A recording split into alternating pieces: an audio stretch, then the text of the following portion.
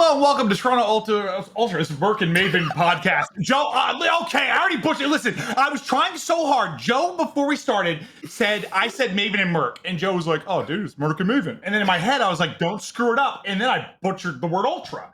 It's Hello, Toronto Ultra, the Merk and Maven podcast. Merk and Maven. There you go. Yes. Great start, great intro, Maeve. Killing it. I just, in my head, I was like, don't say it backwards. Joe's he's gonna give you shit if you say it backwards. I'm not gonna give you any shit. It's just, listen, I tweeted it. Some guy yesterday was like, dude, Maven and Merk rolls off the tongue a little bit better, don't you think? And I was like, just let me have this once. Just let me be first one time. Just okay. Perfect. Just he was like, all right, I got you. I was like, thank you. So yeah. I love it. Now we're gonna have a lot of fun. For some reason, Toronto Ultra decided they were comfortable with us being on camera and doing a podcast. Us two just talking about bullshit. What's great about it, we talked about this type of thing before. But there's always a concern when you're working with a partner on something like this that you won't be able to talk about certain things or have to flirt around certain things. But I just right away I was like, so if I just want to say like Bant sucks, am I good? And they were like, yeah. I was like, all right. I don't think that. But, wow, yeah. Somebody clipped that and sent it to him? No, I don't think. I was just like, if I can say what I want about the team, like, we can be ourselves. And like, yes, absolutely, that's what we want. So I was like, all right, that sounds great. I don't know. That's why I have something to say about that. I love him. It's our first episode. I was thinking because this might reach the ends of the universe, listening by everyone. We should like introduce ourselves. So you go ahead, go first. I am a 37-year-old rapidly aging bald man. My name is Why Clint don't you Evans. say your name? I go by Maven. I am a commentator. I was on 2017 GQ's top 10 sexiest bald men on the planet. I competed in Halo a bit back in the day, but mostly I just talk about games. And for some reason, people continue to pay me to do that, and I don't really understand it. I stumble forward through life. I don't know how I got here at all. What about you, Joe? Yeah, my name is Joe DeLuca. I go by Merk. I was a Call of Duty pro player for it was a long time ago, like when plumbers and accountants played. Like from 2010 to 2016 when I got smoked, and then I worked for MLG for a couple of years, which was then acquired by Activision Blizzard. Worked on the league side, so when I speak about that sort of stuff, I kind of know what I'm talking about, which helps us, I think, a lot. And then you were like, hey, Jack left. And when you were like, hey, come cast with me. So here I am. Yeah. No, I actually think, not to gas you too much, but I think you probably have. No, it's you gassed me too much, a lot. Cool. I think you've probably got the most experience of like every possible like avenue of this thing, like from being a player, from working in league ops, from working with a tournament operator, to now commentating. The only thing you haven't done is like maybe like work internally at Activision or something like that. But I just think you have development, like maybe. I just think you have I don't know, good insight because you've just seen a lot of it and how it kind of works. But before we kind of start to get into stuff, because we're going to talk CDL stuff obviously and talk Call of Duty and maybe some Warzone, but we also just want to talk like random stuff as well. I'm just like, I just want to know how you're doing. Like, you've got it. You've been a daddy for a while because you take care of me. But nice. But like you've got like a kid on the way and stuff. Like, how you doing? Honestly, I'm fine. I'm not the one having the child, so it's really just. It's not that. Yes. But it was a stressful couple of months. But Mo's taking it day by day. My wife. We're very excited, but obviously just want the best for her. And besides that, I mean, over the weekend, I had a pretty good weekend. I watched F1. There was a lot to watch. I watched F1. I watched the new Thor. I watched Apex. I watched CDL. We were all on a delay for about 3 hours. We lived through that together. So I got through a lot, man. What about you? Played Elden Ring and I beat it. How was it? I loved it. It was amazing. I ran around naked with a giant hammer and I punched demons in the face. It was a very enjoyable experience. But that is. Did your controller cam make? Yeah, I showed it. After I'd one shot a boss, I just wanted people to know it was legitimate. So I show the controller cam sometimes, just for the haters out there, that think I can't be this talented. I would do Where that. where does Elden Ring like rank for you? Because you're a big like single player guy, like open world. Like I know you just got done with it, recency bias, but you love that sort of stuff. I'd say it's probably like my top 5 like open world games with like Breath of the Ever? Wild, Witcher 3. I'd have to think about this more, but top 5 open world games, yeah, without a doubt. It was truly remarkable. It was a lot of fun. But that's all I did. If you ever ask me this, like if we ever have this whole like, what did you do? It's just gonna be some video game I played. So Yeah. that's No, that's and that's all I for did. everyone who didn't see it, Maven's controller cam might just be a webcam. Yeah. Some people Here call it a is crotch cam, and I think that is really downplaying the value of what it is. It's clearly a controller cam. you had some gray legs, brother. Or not gray, like see-through legs when you first showed it. It's been hot there, but man, you need some sun. Yeah, no, my inner thighs haven't seen the sun in probably ever. Honestly, I don't like go outside naked. So yeah, no, it's very pale. It's very. I might start doing that. Maybe I will just. I got a nice yard with a fence. Maybe we'll start Do you have a sunbathing privacy naked. fence? Sure. What's that? Like depending on the height, like how Oh, how oh, tall it's it it's goes. it's like 10 feet. Yeah, Basically, like so you can't have like a someone peep over. Like, you'd have to hey, you'd have to jump. You'd have to okay, really well, try to yeah, make plays. you have a privacy fence, so yeah, like Okay. Yeah. it's kind of warning. It's like if you want to look over this, you can, but like an Yes. exotic animal is on the other side. Or me naked. I guess sunbathing That's would that's what I be meant. Yeah, the other thing. All right. So I'm glad you're doing well. Oh, I did set the bidet finally this weekend. I don't believe you at I all. did. I didn't. Um, How long have you had that now? Yeah, how many do you have? I bought two and was sent one, so I owned three bidets. You own three bidets, probably 3-4 months ago, at the minimum buy at this point. Yes. And you have not set this up. Not one of them. No. At first, it was because I couldn't find a screwdriver. I need a screwdriver. But at this point, I think I found two screwdrivers, and then I realized that I had a Phillips like little mini screwdriver on my keychain the entire time. And that you still didn't want to do it. Someone's got to do it for me. I'm just gonna wait till you're in Texas. I'm not going to Yeah. do that for you. Joe, I tried to do one thing. I tried to do one thing without the use of like TaskRabbit or like something. I go outside, I see Copper, my German short hair pointer, crazy dog in the backyard. He's like peeking his like head through the fence. I realize one of the boards is loose. I'm like, oh my Mhm. god, I don't want my dog to escape. I should probably go find a hammer. I went and found a hammer. I go outside. I go to hammer that in. I feel like an itching on my ankle. I look down. I'm literally standing on a fire ant hill. I'm swarmed by fire ants. I get like 15 bites across my ankles. I was sick and basically couldn't sleep for 4 days. So no. What if I run into that same situation setting up a bidet? I would hope there's not a fire ant hill in your house. That would be a problem. But here is the thing. Now that did suck. But since then, you have played some of your best COD, honestly. Yeah, rumor has it We now call you a fire ant, like Clint Fire Ant Evans. yeah, I'm Fire Ant Twisted. It's very similar to, I believe, a Spider-Man type scenario where he was bit by a spider and became a superhero. I, We'll I was have to I was see. I was bitten by a fire ant, and starting to drop some 20 bombs here and there, which Fire Ant Twisted. Pretty good. It's You're almost 40. That's pretty darn good. I agree. That's pretty amazing. Okay, well, We don't really suggest you no, stand don't on a get fire ant hill, the but worst. maybe. Literally the Are you worst. playing tomorrow? Yeah, I'm still gonna. I want to before I leave for an event when we're gone. Like I like to just make sure like laundry's done, bathroom cleaned, room cleaned, setup clean. I like to come back and like everything's good. So I'm gonna. That'll Why be don't what I you just do. hire someone if you don't want to set up your days? Why can't you just hire a cleaner then? I have. We've had several different maids, and then Okay. they disappear, and I don't know why. The cat handles that, What do and you mean they disappear? I mean the maid comes and they clean, and then I don't know where they go. They never come again. Oh, okay. Yeah, I got it. I'm not saying I kidnapped the maid. I'm I saying never said that either. You said they disappeared. They might have got eaten by fire ants. You never know. could have been that. Could have been. I don't know, but not sure what happens there, Joe. I don't handle it. Cat test, but Yeah. And then yeah. So yeah. Just so everybody knows as well, if you're tuning in, we do have confirmation. This will be on YouTube afterwards. This will be on Spotify, Apple Podcasts. So anywhere you want to hear us for whatever reason, more or all. If you miss an episode, there'll be lots of ways to listen.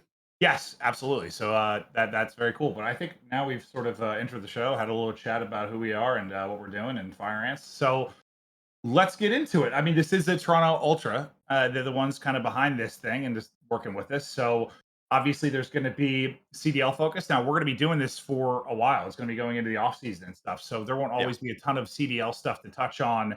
Um, it might be loose gaming stuff, cultural stuff, entertainment stuff. There's gonna be a lot of different things we're gonna talk about. But seeing that we're going into a major and Joe and I leave tomorrow for it, it seems like we should probably get into Talk that. about So COD.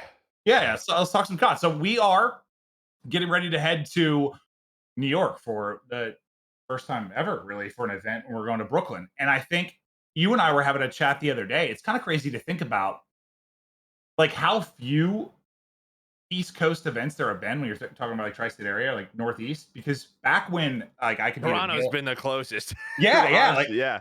back when I competed in like Halo, like 20 years ago, like you'd have what was there? There was like Meadowlands, Boston, Philly. I'm probably gonna leave some out, but there was a bunch of events like in that area. But it's been a long time since that's really been a thing. So not that's like the biggest COD's deal, but it's COD's cool. never had that. Yeah, not really, Like right? Like UMG it, Philly or something at one point, but UMG Philly, which was, I mean, COD, it wasn't the size it is now. no, It no, wasn't a big event. You would expect a lot of, a lot of COD fans sure just like thing. waiting. Columbus is really the only other place besides like that far east. Yeah, and that was Um, just like a random place because that's where like MLG's home was with Adam yeah. Apicella and stuff, and like that.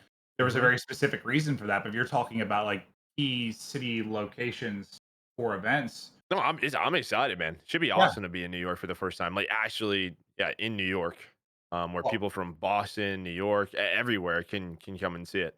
I mean, I lived there for with Jack for 2 years or so, and I don't think the NYC lifestyle was really for me. It made me feel very Lots of claustrophobic. walking. Well, no, I Okay. just felt Oh, I was too big to live there. And you'd walk into a grocery store and imagine the aisles are like one fourth of what an aisle would be at a normal grocery store. Everything felt you have to pack so many things into small spaces that like everything is just like scaled down. And I felt like a giant. I felt like a giant living with like hobbits. I'm not even kidding. It was not for me. But walking around the city and the city itself, outside of the summer when it smells like trash, it's incredible. There's no place like it. It's like a different world inside of this country. a lot of places have that problem though. Sometimes if it's a hot day, dude, it just stinks. You know, Yeah, it can. It can. honestly, dude, people smell whatever's on the ground smells. Who knows, dude? Who knows? But let's kind of chat through, I guess, the event. I mean, we can kind of go. I think first, we can take a look at. We want to look at, I guess, how the kind of this qualifier went for the stage, and Yeah, then get into the yeah. bracket and stuff. So if we can pull that up, we can talk about qualifier, how things went. I think one of the key storylines, which we're going to get in and talk about, obviously, we're going to New York. It was sort of, can New York pull off this Cinderella run? Like, are they going to be able to do it? I think is probably been the single biggest storyline, right? That in Like, Seattle for me. I yeah, mean, yeah, yeah. Seattle, your major three champions, 1 and 4. Which you just don't see that often, right? Here you can see the major four records.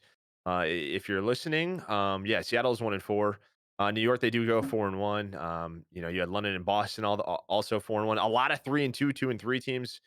Then OpTic as well, 1 and 4. So they're gonna be starting the losers. That's a big surprise. Then you have Paris Legion. We'll talk about that a little bit. But yeah, Major Well, Four is ready. It's definitely a weird bracket, but it works out for New York. yeah, it's one of the weirder brackets we've seen. I mean, when you think about the fact that your champ from the last three majors are all in the losers bracket, and this year itself has just been very, very unpredictable. We'll kind of touch on that, but we were kind of thinking how we wanted to do this. If we wanted to like go through the qualifier first and the bracket, but I think we're just going to kind of, in a way, just sort of do it all at once. Like talk about teams' chance in the tournament, what they need to do, and how the qualifier kind of went. We sort of just put down notes how we wanted to go through it, and I mentioned NYSL. Let's just kind of start with them and what they needed to do. We'll talk about the bracket, but first and foremost, like they needed to turn up this stage. They literally had to. And other than I know what went down last night, which actually kind of worked out for them, Mm. they did. They stepped up to the plate. They gave themselves a chance, right? Like they got a shot. Yeah, they have a shot, and what actually helps is they lost last night in Game 5. And I Yeah. mean, I know they would love to have the 10 points, but they would be where in a much tougher bracket. If you look at the graphic now, I mean, they're playing Rocker, which is huge for them because that's a team that's on the bubble. Yeah. So really, the main focus is we're talking about the top 8 teams make champs. New York is on the outside. They've struggled at majors. They've struggled really the first 2 stages with rosters. Their best event was a pro am, which gave no points. But looking at this, you get Rocker first round, which I think is a beatable team for New York. You then play second round a Breacher Florida, which is a beatable team for New York, and then you're talking about being top 3. And but it's also this, which is I mean effing crazy. Minnesota, when they lose, they're going to have to play OpTic because the way this works out, which is great for them. I mean, For not great for YSL. Minnesota, Yeah, for New yeah. York. Then you have a Florida or maybe Boston. Like I don't know, maybe if you think Boston's going to win that matchup, they got to go and play Seattle, which is huge again for New York. And then LAG, who's currently the A seed, they play the loser of London and Toronto. I mean, that is not. I would probably favor the other 2 teams over LAG. Yeah. And So so this is literally you could not ask for anything better. I think if you're New York. and just I'm hoping I'm not breaking this down incorrectly, but it's been kind of a crazy run. But to my understanding, it's like there's the 3 teams above them that they're trying to pass that are realistic. They kind of need them to go 0-2. One of them to go 0-2, and they get top 3. I believe is the scenario, if I'm breaking it down correct. And that seems very doable. Like, Somehow, yeah. the only thing we could talk about is they haven't won at a major. Like here, you could see Well, the CDL points. yeah. They won the pro am, but even major 3. I mean, okay, they lose to the champs in a game 5 round 11. If that is maybe goes the other way, who knows what happens there? Maybe they win the event and we're not having this discussion, but that's Yeah. not at all what happened. They lose both matches. They lost to London 3-1. I mean, And it's this whole thing is, yeah, I don't really have any bias or care too much about what goes down. I just want to commentate good matches. Other than Toronto Ultra, clearly, I love Toronto Ultra. They're the best. Uh, but like, there's just this part of me. We've been doing this a long time, where we've had big players start to come and go now. When you retire, and uh, just big people step down and get out of it. And Crim is one of the biggest personalities we've had for a long time, right? Like if you've been watching CoD Esports, he's kind of been there the entire time. Um, fat man. I just want him a chance. It just feels like he needs to be just for his interviews, his charisma. They might get bodied, but I kind of hope they make the run too. Just from a Yeah, pure like, I just want him there. I'm actually excited to see the fans too with them because I think that is a That'll be huge. We interesting. saw it in Toronto. I mean, Yeah. the impact that the fans can have, the crowd noise can make, get you amped up. I think they just need a first round win. For me, like they have to get going. I think once they get the motor going, like that's sort of okay. We can do this on land thing. Like obviously they know how good they are, but the fact is they really haven't won at a major. So they gotta get something going. And yeah, Well, for Crim, I mean, since OpTic in World War II, which was a huge deal, them not getting a bracket play, they didn't get top 16. They got knocked out. I mean, you're talking about that and then not making champs here. And like really it goes against kind of his legacy. yeah, it's weird too. And we're gonna dive into this more later, but it's still like it's like, I don't know about you, but it's like odd to like even compare those 2 things. 'Cause Yeah. this isn't even like, I'll just say it. It's not champs. You can call it champs. It's not champs. If everyone called this playoffs Speaking like of it your is, mics, look at this speaking there. if everyone called this playoffs like it was in the past, where you have a league where you eliminate teams and then have a playoff, a lot of the complaints would go away. It's a playoff. Yeah. I wish we had this, which was the culmination of the entire league, and then we had like an old school champs. It's so difficult. Like you just made that comment, like talking about back in that, like, with the 32 teams all from all over the world. It's just such a different thing. It's like not the same thing. It's not. Yeah, that was like an Olympics, right? Like old school Yeah, champs, Olympics. You had the amateur teams coming to play yeah, with the pro teams. Yeah, this is more like, I guess in the past, like your pro league season finals yeah. or your pro league finals, stage So finals, whatever we called it like then, stage finals. any major sport or other esports, like, it's your playoffs. and that's why teams being eliminated makes sense. But when you call it champs and think of old champs, then teams being eliminated doesn't make as much sense. It's not that. But anyway, Well, the we fact can. is when you say Crim didn't make champs because that's what it's called. That's like, Yeah, yeah, no, no, no. You're oh, right. Yeah, yeah, yeah, that hurts. It yeah. stings a little bit. Like, dude, It does. all the, I mean, it's talked about all the time in terms of the GOAT with, Scump and Crim really are probably the two argued the most. This one, that would not help him. No, no, no. It definitely wouldn't. What do you think about like? I know they've had pressure even going into the last major, but there's got to be something to the whole backs against the wall. Like there was pressure, but this is quite literally do or die. Like it is everything. And you would think I can't speak to all the players, but I gotta think that's going to boost somebody like Krem at least. I would. Oh, so Well, I think that's why they went 4-1. yeah, I think that, in these qualifiers, and that was huge for them. Yeah, it's a little bit different when you're playing teams in the likes of Seattle or OpTic or LA Thieves isn't really that safe yet. But some of these teams yeah, where you just kind of know you have to go, like you have to. It is way. I know it's online, but it's a certain intensity that you have to play at every single map. Like, yeah, backs against the wall. I mean, all the points matter. And again, I think they would love to have the 10 points over LA Thieves last night. But the bracket helped them, so it's probably one of those things where like, all right, we'll take it. We lost game 5, screw it. Like, let's focus on our major. yeah. I mean, I don't think we need to talk about too much more. I mean, we have a lot to get through. Obviously, if we spend too much time on each team, we're gonna be here for 4 hours. But I think People want to hear us talk for 4 hours, dude. no, They miss us. I know, I know. But I mean, it's just like that's the key stuff, right? Like do or New die. York. You did what you needed to. You got the bracket. That I don't think you could have. If you manually set up a bracket, I don't think you could have made it a whole lot better. Like it is doable. I'm just curious if they're going to be able to do it. It's going to be really exciting to see. Well, there's going to be tears, or they're going to be fired up, and somebody else is crying. I don't know. But let's jump to let's talk London because this has been an interesting Mhm. turnaround. I know I've been really excited because I know Gizmo's relatively kind of new to this whole thing and the spectrum of like you and I and how long we've been involved. But in the times I've talked to him, I know what after the first major, I could tell he seemed like a good kid. I could tell he had a lot on his mind. There was stuff going on with his family back home. I could tell he just missed being home because it had been so long he was over in the States. And, he steps down, then his bench, like all these different things that go on. I don't But know what the hell was yeah, going on, dude. yeah, I no. have no idea. Obviously, you hope he's good, but like he also like went to an event, a local land, Yeah, which was just odd. But maybe he just was had to be that home was around friends. that was back home, which I think it might Yeah. have just boiled down to that. I don't want to speak too much for him, but that's kind of my guess. Just that's the take I got talking to me. It's kind of missed home, and that might have been his first time away like that and competing in the league. So whatever it is, it seems like he's ready to go. He's back, and the London team, which started out looking like a top 3 team and then had started to fall off, suddenly looking that way again, right? Yeah, they're up there. What, top 4? They got the first major. And that's when, everything was just kind of rolling.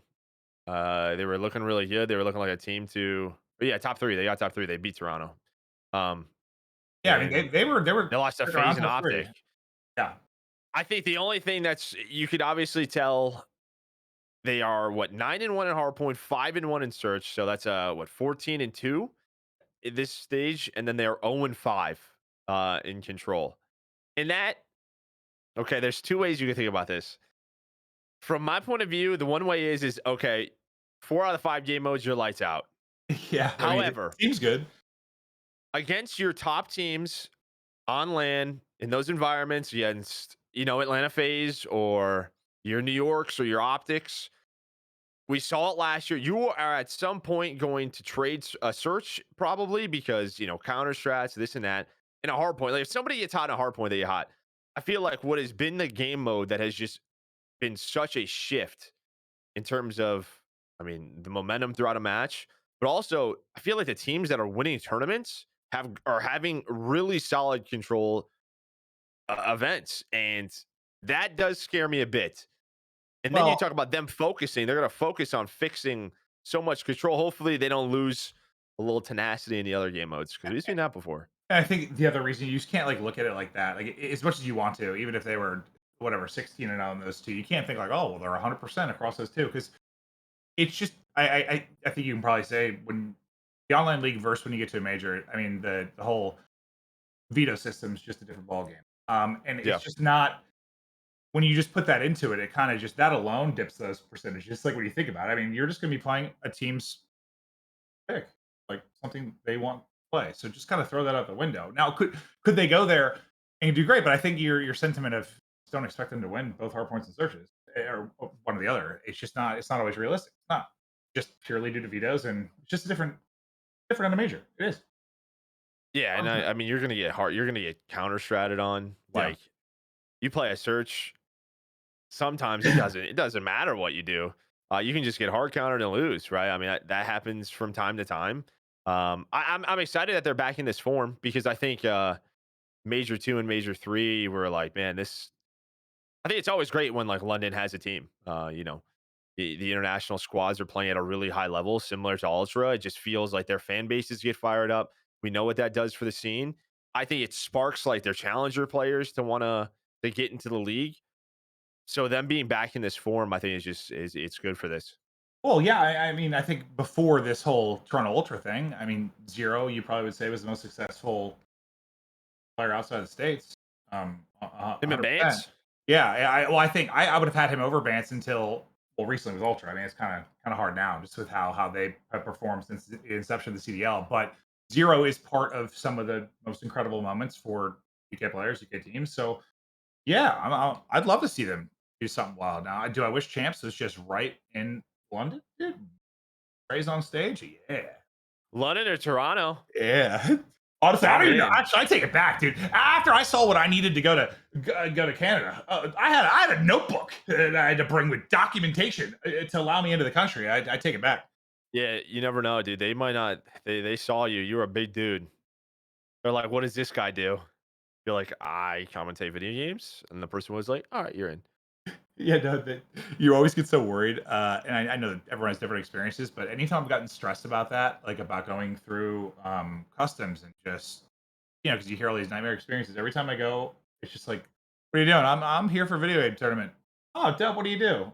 I I talk over the commentate games, it. and they're like, "Awesome, have fun." I'm like, "Oh, and that's it. That's it. I'm Dude, I'm done." like memorizing the hotel address. I'm like, yeah, I got the Yeah, hotel. I know where the venue is, dude. I know my manager who I got to call in case there's any yeah. problems. Like, dude, I got the lawyer on. I'm ready to go. I'm ready. I'm sure, like, the Toronto boys and the London boys have some stories, but Well, yeah, it's dude. just funny thinking back. Like it was just, I guess it was it's so legit now. I don't know. Like my first international event 7 years ago, I showed up with a passport.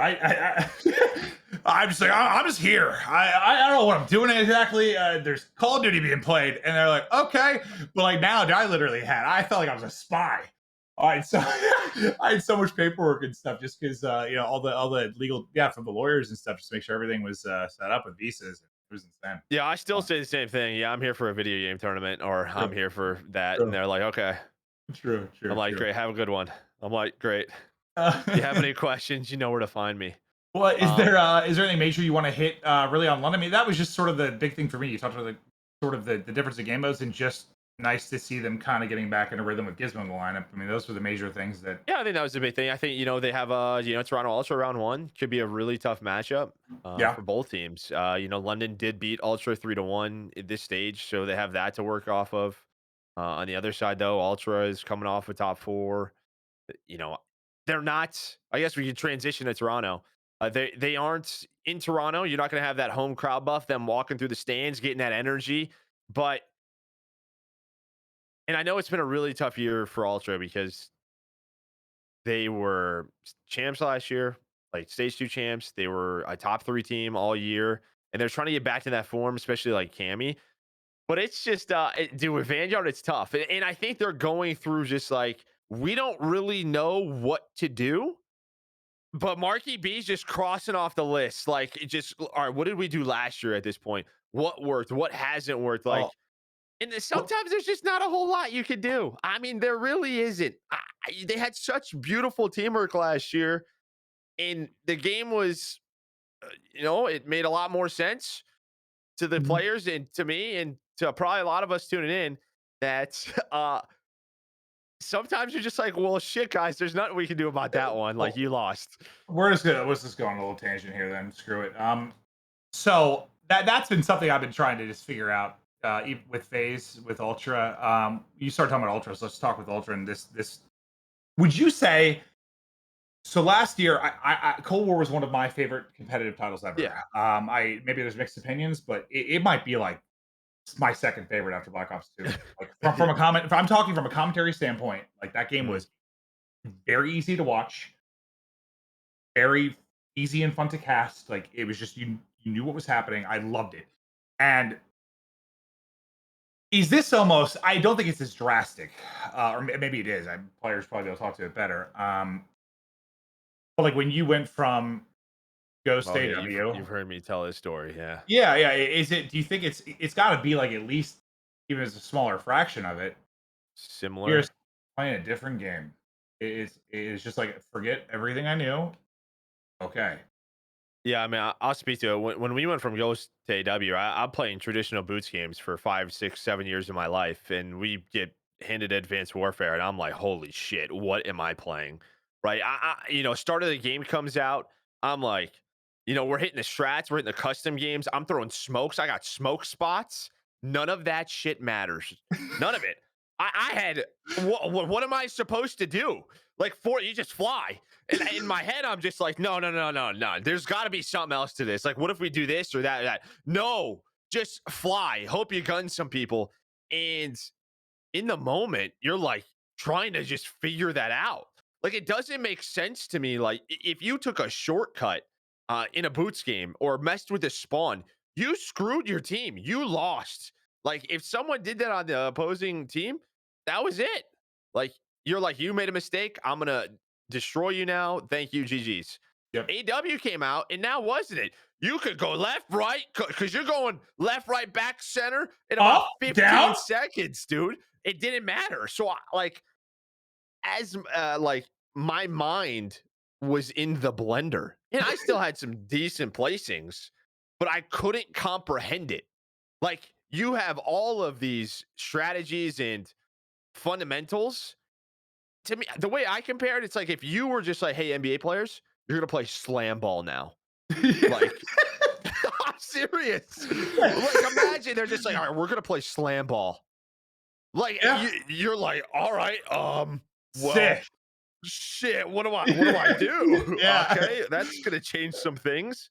And So I think players like Ultra are probably going through the same thing. They spawned up and they had a solid kickoff classic, but they're like, we had this beautiful teamwork. We were punishing teams, we were flipping spawns, and a lot of that stuff really does not matter and that in Vanguard. I don't want to go too far into phase. 'Cause I want to have a like long talk about them, but like Ultra and Phase are the two teams I thought about the most with this. I was trying to figure out was there something going on internally with players and chemistry, or it's probably a combination of things, or was it the game? And the more Mm, I've like thought about it, the one thing that stood out for I'm just going to use FaZe because it's a good example for this because we would talk to Crowder all the time. The one thing that FaZe mhm. was really really good at versus other teams is I thought because of Crowder and stuff there they were far more mentally tough. I thought early in titles when a lot of teams were bitching about the game and spawns and issues, they were just head down trying to learn to get better. It didn't really matter if they loved the game; they just loved getting better and being good. Sure. I think that they broke this with this title. Honestly, I think that is gone Because to some there's degree. nothing you're like, all right, guys, here's what we're gonna do. Like, even if you're a coach, like I was saying with Marky B or like a Rambo, like I think with this title, you can cross off a lot of things from the list and something can happen. And you're just like, yeah, I mean that happened. There was nothing you guys could do differently. Yeah, and I don't want to like I don't want this just to be like a shit on Vanguard thing whatsoever because it's still been entertaining to cast. It's still gonna be entertaining to watch. We've had great competitive titles. We've had bad competitive titles. The fact is the game is not designed from the ground up for competitive. It is what it is. I've sort of accepted that, but for the players, it's a little bit Yeah. different kind of that mentality of how you look at it. And Well, especially going year to year. We are from a yeah, really good one to one of the worst. and when we say one of the words, we're not talking about like Call of Duty as a franchise, just like strictly for like the esports side. It is just it's tough. It is. Yeah. Yeah, I think that's part of it, man, and that's part of why that's why when people are like, FaZe needs a team for fans to get on because they've been on top for so long. Anytime a top team struggles, you're throwing them through it. But like when you really stop and think about it and look at the results and how this year has gone, and really think about the title and the tweets from people, it's actually kind of amazing that they have done what they've done, right? Like the fact that we just said the last three major winners are in losers bracket. FaZe has gone to every final. They're still in winners bracket. Like they're still just Chugging along. chugging along. Yeah. And is it the same level of success? No. But who else? Is somebody else having that? No. And it's just weird because as much as I want to like The only get thing I on can them, compare it to is like MW. It's probably the closest comparable because you yeah, had streaks where they were, successful. They really struggled in finals, similar to this year, and it just felt like the team that was hot, whatever month it was winning. Like if either it was a like the Florida team that won, 2 or 3 in a row, and then boom, like they went against them. Empire, I mean, they had a couple of solid tournaments, but boom, they just hit it at the right time. And I'll be honest, I think that's going to be the same thing this week or this year. Come around champs time, come around this time. Like if you told me Ultra was going to win this major, I'd be like, yeah, they must have just got hot. They must have got hot this weekend and done it. Like they just kind of figured it out. what's different for me to in some regard. I guess I'm curious if it will happen, and sort of what you're saying. Like, take a look at I think Black Ops 3 comes to mind right away. Like, it felt like Envy towards champs kind of really figured out how to manipulate spawns, like by pinching hard points, and they just sort of played hard point the Mhm. right way at the right time. When you look at Modern Warfare, I remember Parasite had this giant document that I actually ended up going through where people kept saying it was so random. He's like, no, it's not random at all. This is just how it works. And the people that put in the time, there was a method to the madness. It just was Yeah. different than what you're used to. I guess I'm just sort of wondering, is someone going to figure out the method to the madness here, or is it just actually madness? I don't know. I think it's madness, man. Yeah, I, I I'm think not I think with sure. all the resources these teams have, or with the play, Right. like the big thing with MW was it was the first squad spawn game. That was it, right? It's the same thing with jetpacks. Following AW, teams started to figure it out. I was starting to figure it out. This is now the second squad spawn game. Hopefully the last, but probably not.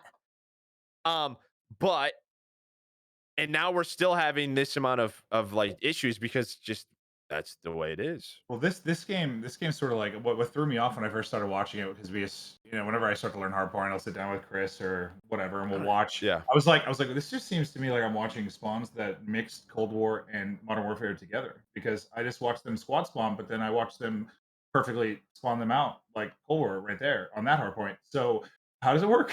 That's how I felt at first, and then he was breaking it down for me. I was like, it seems like it's just sort of both. All Yeah. right, okay. But even Uh, then, there's just some weird ones tossed in.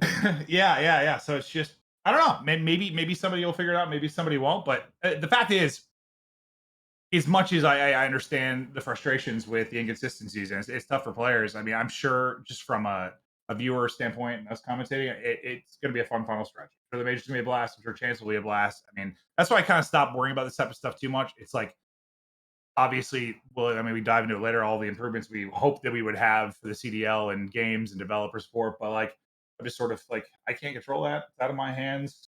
Yeah. I hope that we enjoy and have fun, and I think we have every year. So, Yeah, is I mean, that, the players put on the show, right? So, yeah, I mean, that they're the ones doing this and yeah. playing this every day. So, but yeah, realness back with Ultra. I mean, yeah, I think it's just a thing of that where like they've had a couple of good weekends. They still have 2 top 4s. Cammy's talked about it. We had Scrappy sub in. He really helped me out.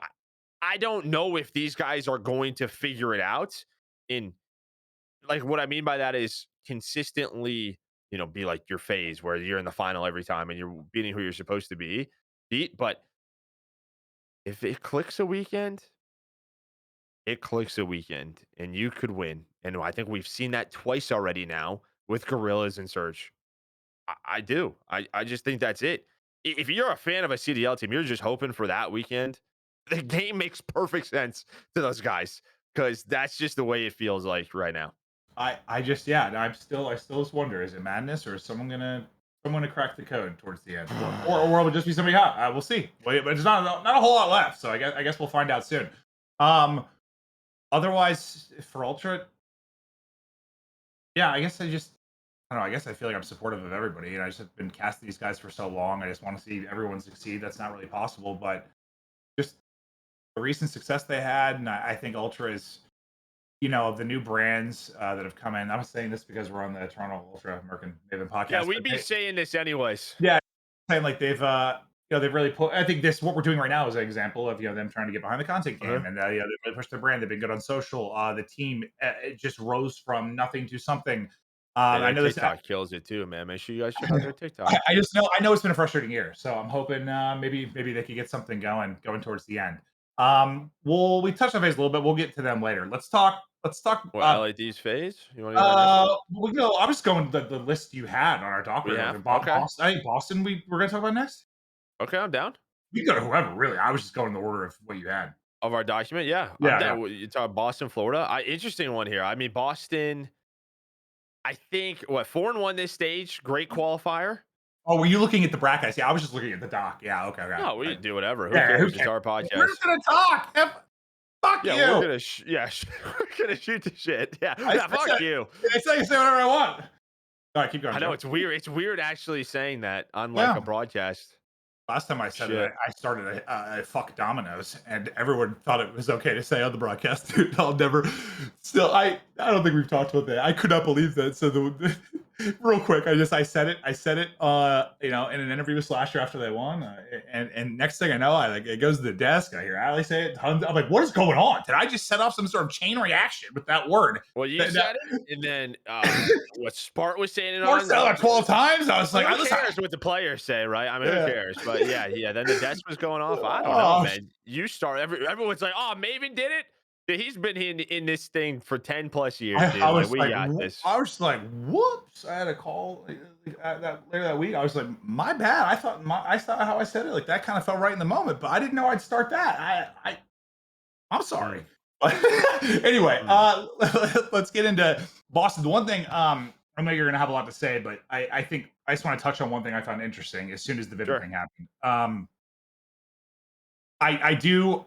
I wasn't shocked to see that because the one thing that stuck with me in a couple interviews that I did with Methods, we're talking mid tournament and majors.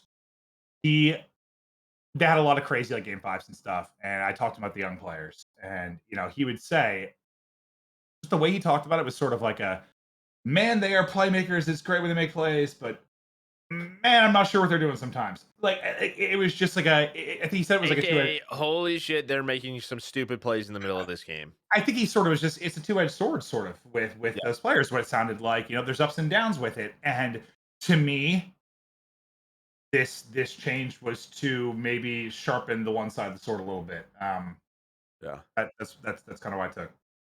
Yeah, I mean, I think people are probably surprised by the cat move. Maybe if you're like a viewer, maybe not, in the know if you want Looks to like a call rookie it, of the year for or him a and stuff, player. and suddenly he's benched. Yeah. Well, I mean, I think he had a lot of the highlight plays, Yeah. which can go a long way for fans. He was playing with a lot of pace and this and that, but we're not in the room every day. We don't know what they're talking about, what they're trying to work on. Um, After Major 2, they kind of went downhill a bit. I mean, especially Major 3. I think they were just ready to probably try some out. And the fact that they get Vivid, which we talk about with Florida, WTF, they get Vivid. And I believe Vivid was a potential option for this team at the start of the year. But I don't think Boston wanted to pay the buyout fee when he was on Empire, and then I think Florida did something like that, We're big Vivid or guys. maybe they I, formed the team, we're big and Vivid then guys. I don't know when it started, but we are. and Yeah. yeah, they get Vivid, and now they're 4-1. They're 4-1, also doing it like a much different way. Like they're winning a lot of respawns, which I think is a good thing for them because they're 2-5. They were 2-5 in search over this stage. You have some really solid search players. So I think if you could button that up, you're you're in a really strong spot towards the end of this year. Would you say they're kind of close to that point where if you now drop methods and pick up like an insight like player, they win tournaments? It works for Ultra. I'm just kidding. Poor Zinni. I swear to God, every time a team starts clicking, he's dropping. No, not this time. Clay is on the table. Dude, stop! Don't even speak that into existence. Zinni, I probably not watching if you are. I'm sorry, I love you. You're an incredible player, but I had to take the shot. But yeah, I think we're both a fan of the move. I think I'm you just kidding. kind I was trolling. of. I was just kidding. I think you kind of nailed it. Like when I first saw it, I was sort of my first instinct was, damn, talking rookie of the year, Cap's making all these plays. But then the next thing I thought about was just talking to methods and sort of not really even reading between the lines, just what he was saying. Like Yeah. I could see why this went down totally. And you just gotta it's a late season roster change, right? Like I know they're playing well right now, but Mhm. you gotta get to champs form quickly.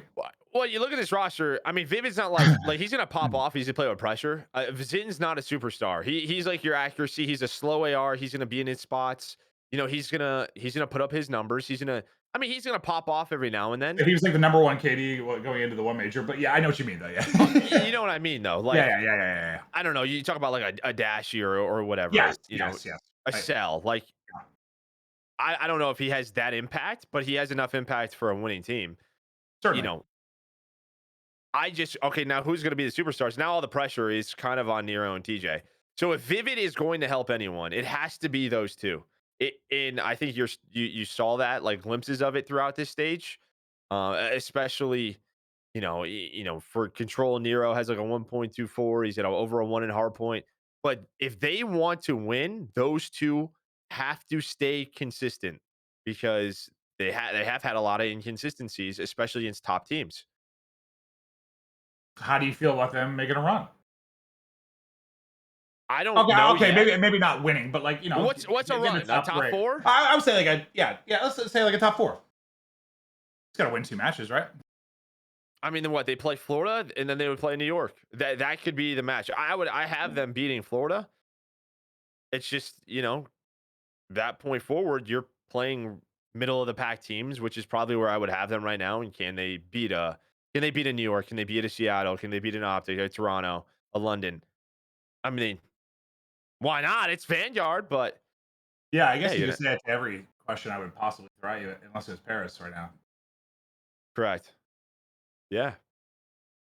Okay, Uh, well, I guess I'm excited to just see how they do. I like the Vivid pickup. So far, so good. Can you beat top teams Yeah, and I know they when have a you need couple to? of big wins this stage online, but to me, At a it's just major, yeah, you did a major. it's a honeymoon period a little bit. You're rolling, you're rocking, you're Cool. rolling. Yeah, Think about on roster. on land is the same thing. I just got to see a little bit more. I want to see Well, more. were you worried this could be like a rocker type thing where Havoc comes in, they're like destroying 5-0 or whatever, and then majors whatever, and now they are where they are. We'll talk about rocker more, but could it be a similar type thing where you just kind of Yes. click for a little bit? Yeah, that'd be my fear too. But we'll see it. We'll see how it plays out. I'm excited to see how it goes down. I had Thieves next. I don't even. You asked me. You asked me. You had I on don't this know. document. You had on this document at one point most disappointing team of the year. And Yeah. I instantly said Thieves. And you were sort of like, I don't know, like I'd probably pick somebody else. And for me, I felt that way just because all of it, the brand, the pedigree of the players, the highs that they have reached. When you think about that roster on paper, you think championship contender. And it has not been that. Mm. So for me, yeah, it has been a disappointment. And I don't know how you could really argue any other way. Um, and it probably is a lot to do. It's so hard because you don't know sort of how we were talking about, like with people struggling day to day with this game, and one day Mhm. everything's clicking, and one day it's not. Like it's got to be so hard when you're thinking about roster changes. Is it the team? Is it a problem? Is it Well, when you the talk about game? last Is year, it especially, they were definitely reluctant to pull the trigger. yeah? It's just what is it? And it's almost like the optic issue. Like, who do you drop? And I know a lot of people are gonna say Ken, and there's Reddit's been vocal about it. Um, I think his teammates, management, us. I think we know a special talent he can be. I think he does need to show it a little bit more. It's just that's a really tough it's tough to pull that trigger. Um, and that's kind of like what OpTic had with last year. And you're kind of in the same situation. Draws has been great. Octane's had ups and downs. Envoy's Envoy. I don't know. It's just it's a really tough conversation about like if they were to make one, what would they do? I have no clue. I just wonder if you had this title in like a different game, how they'd be kind of thing. And oh, maybe it Well, would be shit, great. maybe that's what they're thinking. I really. Exactly. Well, that's sort of what I'm saying. Like we're close to the end of the year here. You've got some superstar brands on your team. Do you believe they will just be fine next year? And if you're thinking about a change, do you believe that you've seen enough that it's just like a one person change? I don't know that the answer is yes. I'm not sure that I think just one move and suddenly this is a contender. I don't think I feel that way. Um, Here is the only thing it's I it's will. so weird, man. But that's like you said for a lot of people. Yeah. Here's the like. I'm gonna say what I said for Ultra. If LA Thieves get hot one weekend, I think they could win. However, they have struggled against top teams. They're playing FaZe round one. I don't think this franchise has ever beaten FaZe ever. And that's in the back of their mind. Uh, like has to be like they're playing FaZe. FaZe is probably really confident to play against them. Now, could this be if they get over that hump? Could this be like a finals run? It's kind of crazy. Just never to beat them. Might as well. Yeah, never. Not one. Not I once. I Not one guess time of being FaZe. I guess it's like not that crazy when you think about outside of this year, FaZe was losing like 5 series a year. I exaggerated, but you know what I mean. Like the first couple of years, their league record and stuff was nuts. So they weren't losing much, but you guess you'd think like once at some point, right? Especially with like these rosters. Like, Yeah. and I know last year was insane. I just think this team is always going to have the chance. People are going to want to play here.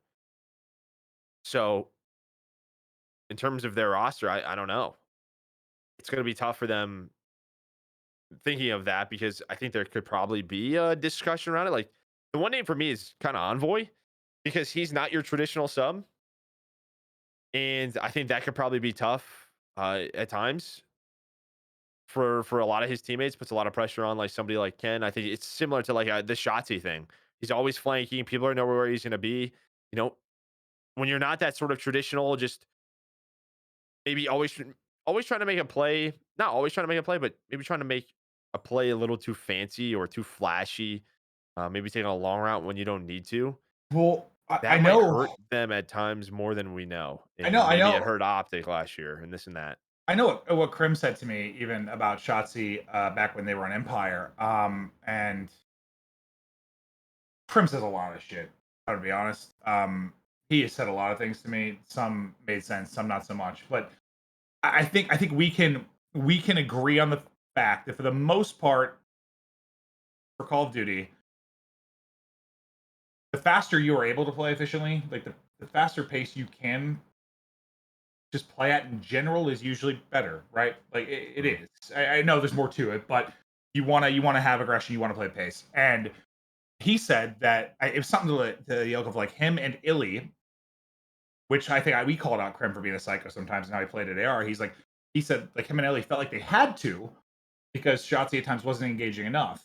Uh-huh. Just with routes he would take. It looks on screen like he's playing super fast sometimes, but don't get me wrong, he is a wildly talented freak of nature. But like he just wasn't getting involved enough sometimes, and they felt they had to. And at the time, I was just sort of like, oh, Well, but and it's easier to do that in 5v5. Like you can get away with it. Where now 4v4, it's tougher to do. That's what I mean. Like it's hard to do that in a 4v4 setting. Someone's not closer to filling that gap.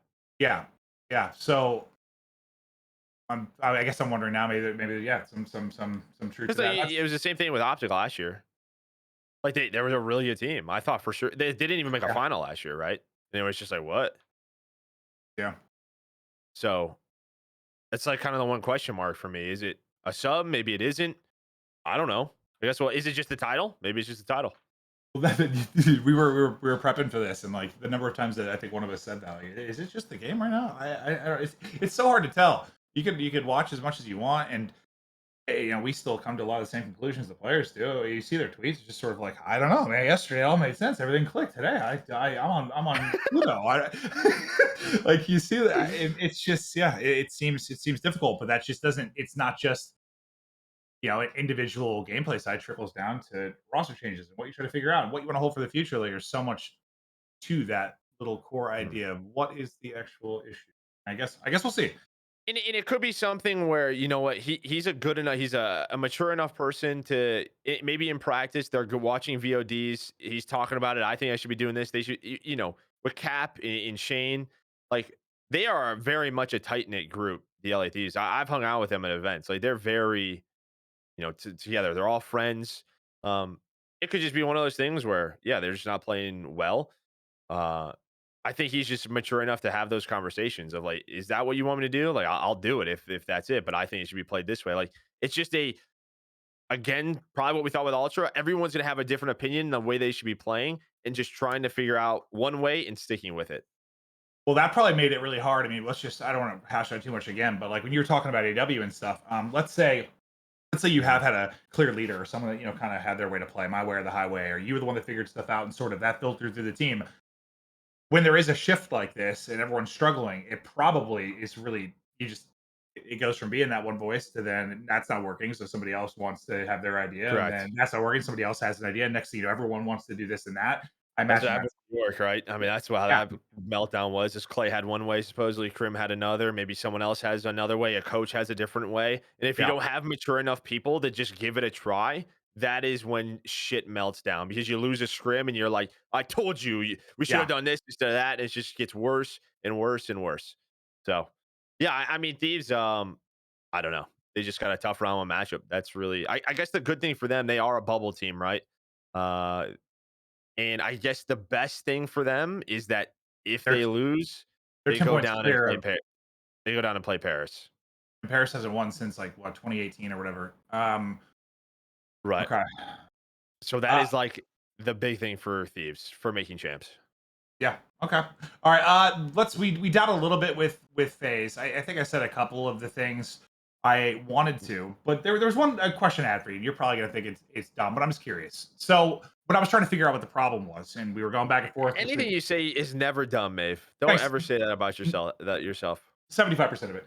So when I was trying to think of what was going on and whether it was the game and them struggling to have that mental toughness they had, the only other thing that came to me was I wondered if there was any kind of chemistry issues because we don't hang out with them all the time. And the only thing I thought that really shifted on the team is when they were having a lot of success, right? When they were just dominating. I think most would agree it was kind of the Simple to Easy show, right? Like we all knew Cell and RCs were nuts, but it was kind of their show.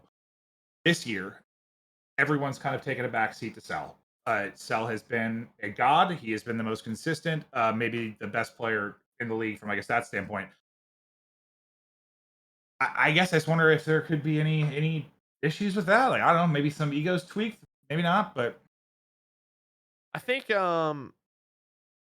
there could be something where like if you're phase, you probably don't want Cell to stop doing what he's doing because the numbers are ridiculous, yeah, no. right? Did you see that? What was it? You had the one before, then the ninja, like back to back rounds or whatever. Like, There could definitely be something where guys like Alec and Abizi, heck, even Simp. I mean, the guy was taking long routes when we first started watching this game, like, and he still probably does. Maybe every now and then they have to take a more selfless route, and that's just so that MC is comfortable. I just don't know if that's really the issue. I mean, it could be like there could be some things, but again, like if those are the discussions we're having, they have to be having that discussion as well. And they probably had the discussion stages ago, yeah, right? Like, all right, MC, you're frying. But something's obviously not working here. Maybe try something else. yeah. And I Right? don't really think it's like this huge jealousy thing. I don't. I No, was no, no. just I was trying to think of anything I could to explain. Why whatever was happening was happening? Yeah, it's not like they have been the most consistent team, but there's been certain things that, like in the past, let's say there was a map and mode that Crowder wanted them to get good at. They would Mhm. play it and play it and play it and play it and play it and play it, lose until they got good. Like they would do it till they got good. And at this point in the year, there are just certain maps and certain hard points where they just still suck. And I'm just like, why? Is that a thing? And I was trying to think of all the different reasons it probably could be, and I think it comes back to sort of the just with this title, and I think some of them are just like whatever. But I'm sure it's a Yeah, little no, easier to just chalk it for a little bit, but you've won so much, just like all right, this year is just all right. it's I think it's really tough because I know they're probably really struggling with this game. And when we talk about Sim and Abizi, they're going for 4 world championship of appearances in a row, which is Dude, like that's actually that could realistically happen. Like that's insane. Alec absolutely is insane. going for his third out of fourth. Um, well, That's same as wild. Hell is going That for is his third wild. out of fourth. It's insanity when you're saying like just saying it out loud. Yeah. Um, I mean, they're still probably the best team. I think the big thing for me has been Abizi in finals. I think he struggled in both Major 2 and Major 3 grand finals. The one, I guess, maybe turnaround thing for them, if you look at this stage in general, is they're 5-1 in search. He's got a 1.26 overall in search. It feels like they're missing a killer. And what mean by that is I think everyone hates playing FaZe because you walk up on that stage, especially before this year, you probably knew 9 times out of 10, probably 9.9 times out of 10, you were getting shit on. And for the most part, that's very still real until the grand final. Now it's like this opposite where people are like, well, we're going to do what Guerrillas did. We're going to do what OpTic did. We're going to do what Seattle did. We just got to get to the final. It's like the Tiger effect in a way. Like, Tiger, when he was just winning, winning, winning, no one thought they could beat him. He seemed this invincible god. Mhm. Once you take somebody down, it's a mental thing. Well, They and seem now just unbeatable. it's all of these different teams doing it though. It's not just OpTic having the mental fight over them. Yeah. It's all of these teams. Yeah, yeah, yeah. So I don't know who it needs to be if they do get to another final or even just in general. I need someone to just have like an intensity, like because normally when they're they're just like, yeah, we shit on you, like, yeah, whatever, like on to the next round. We're just doing our thing. Uh, I want them shit talking. I want them teabagging in game. I want it. I want it all. I want toxic fate. Like I want it back. Like let's start. Let's bring it back, dude. 100 Like the percent. Bash Brothers. But I think I just don't think they can. And this was my other kind of thought that I had when I was trying to think of what's going on, and maybe it's a little bit of I everything, want but it. but you know that I think Simp is the greatest Call of Duty player of all time. Well, He okay. will be. Let me He reword will be. that. Let me reword that. Not the greatest Call of Duty player of all time. I think from a talent, in-game awareness, just student of the game, I think he is the most impressive player I have ever watched. That's how I feel. Go talk can't happen yet. It's just can't. But I really feel that way. Mm.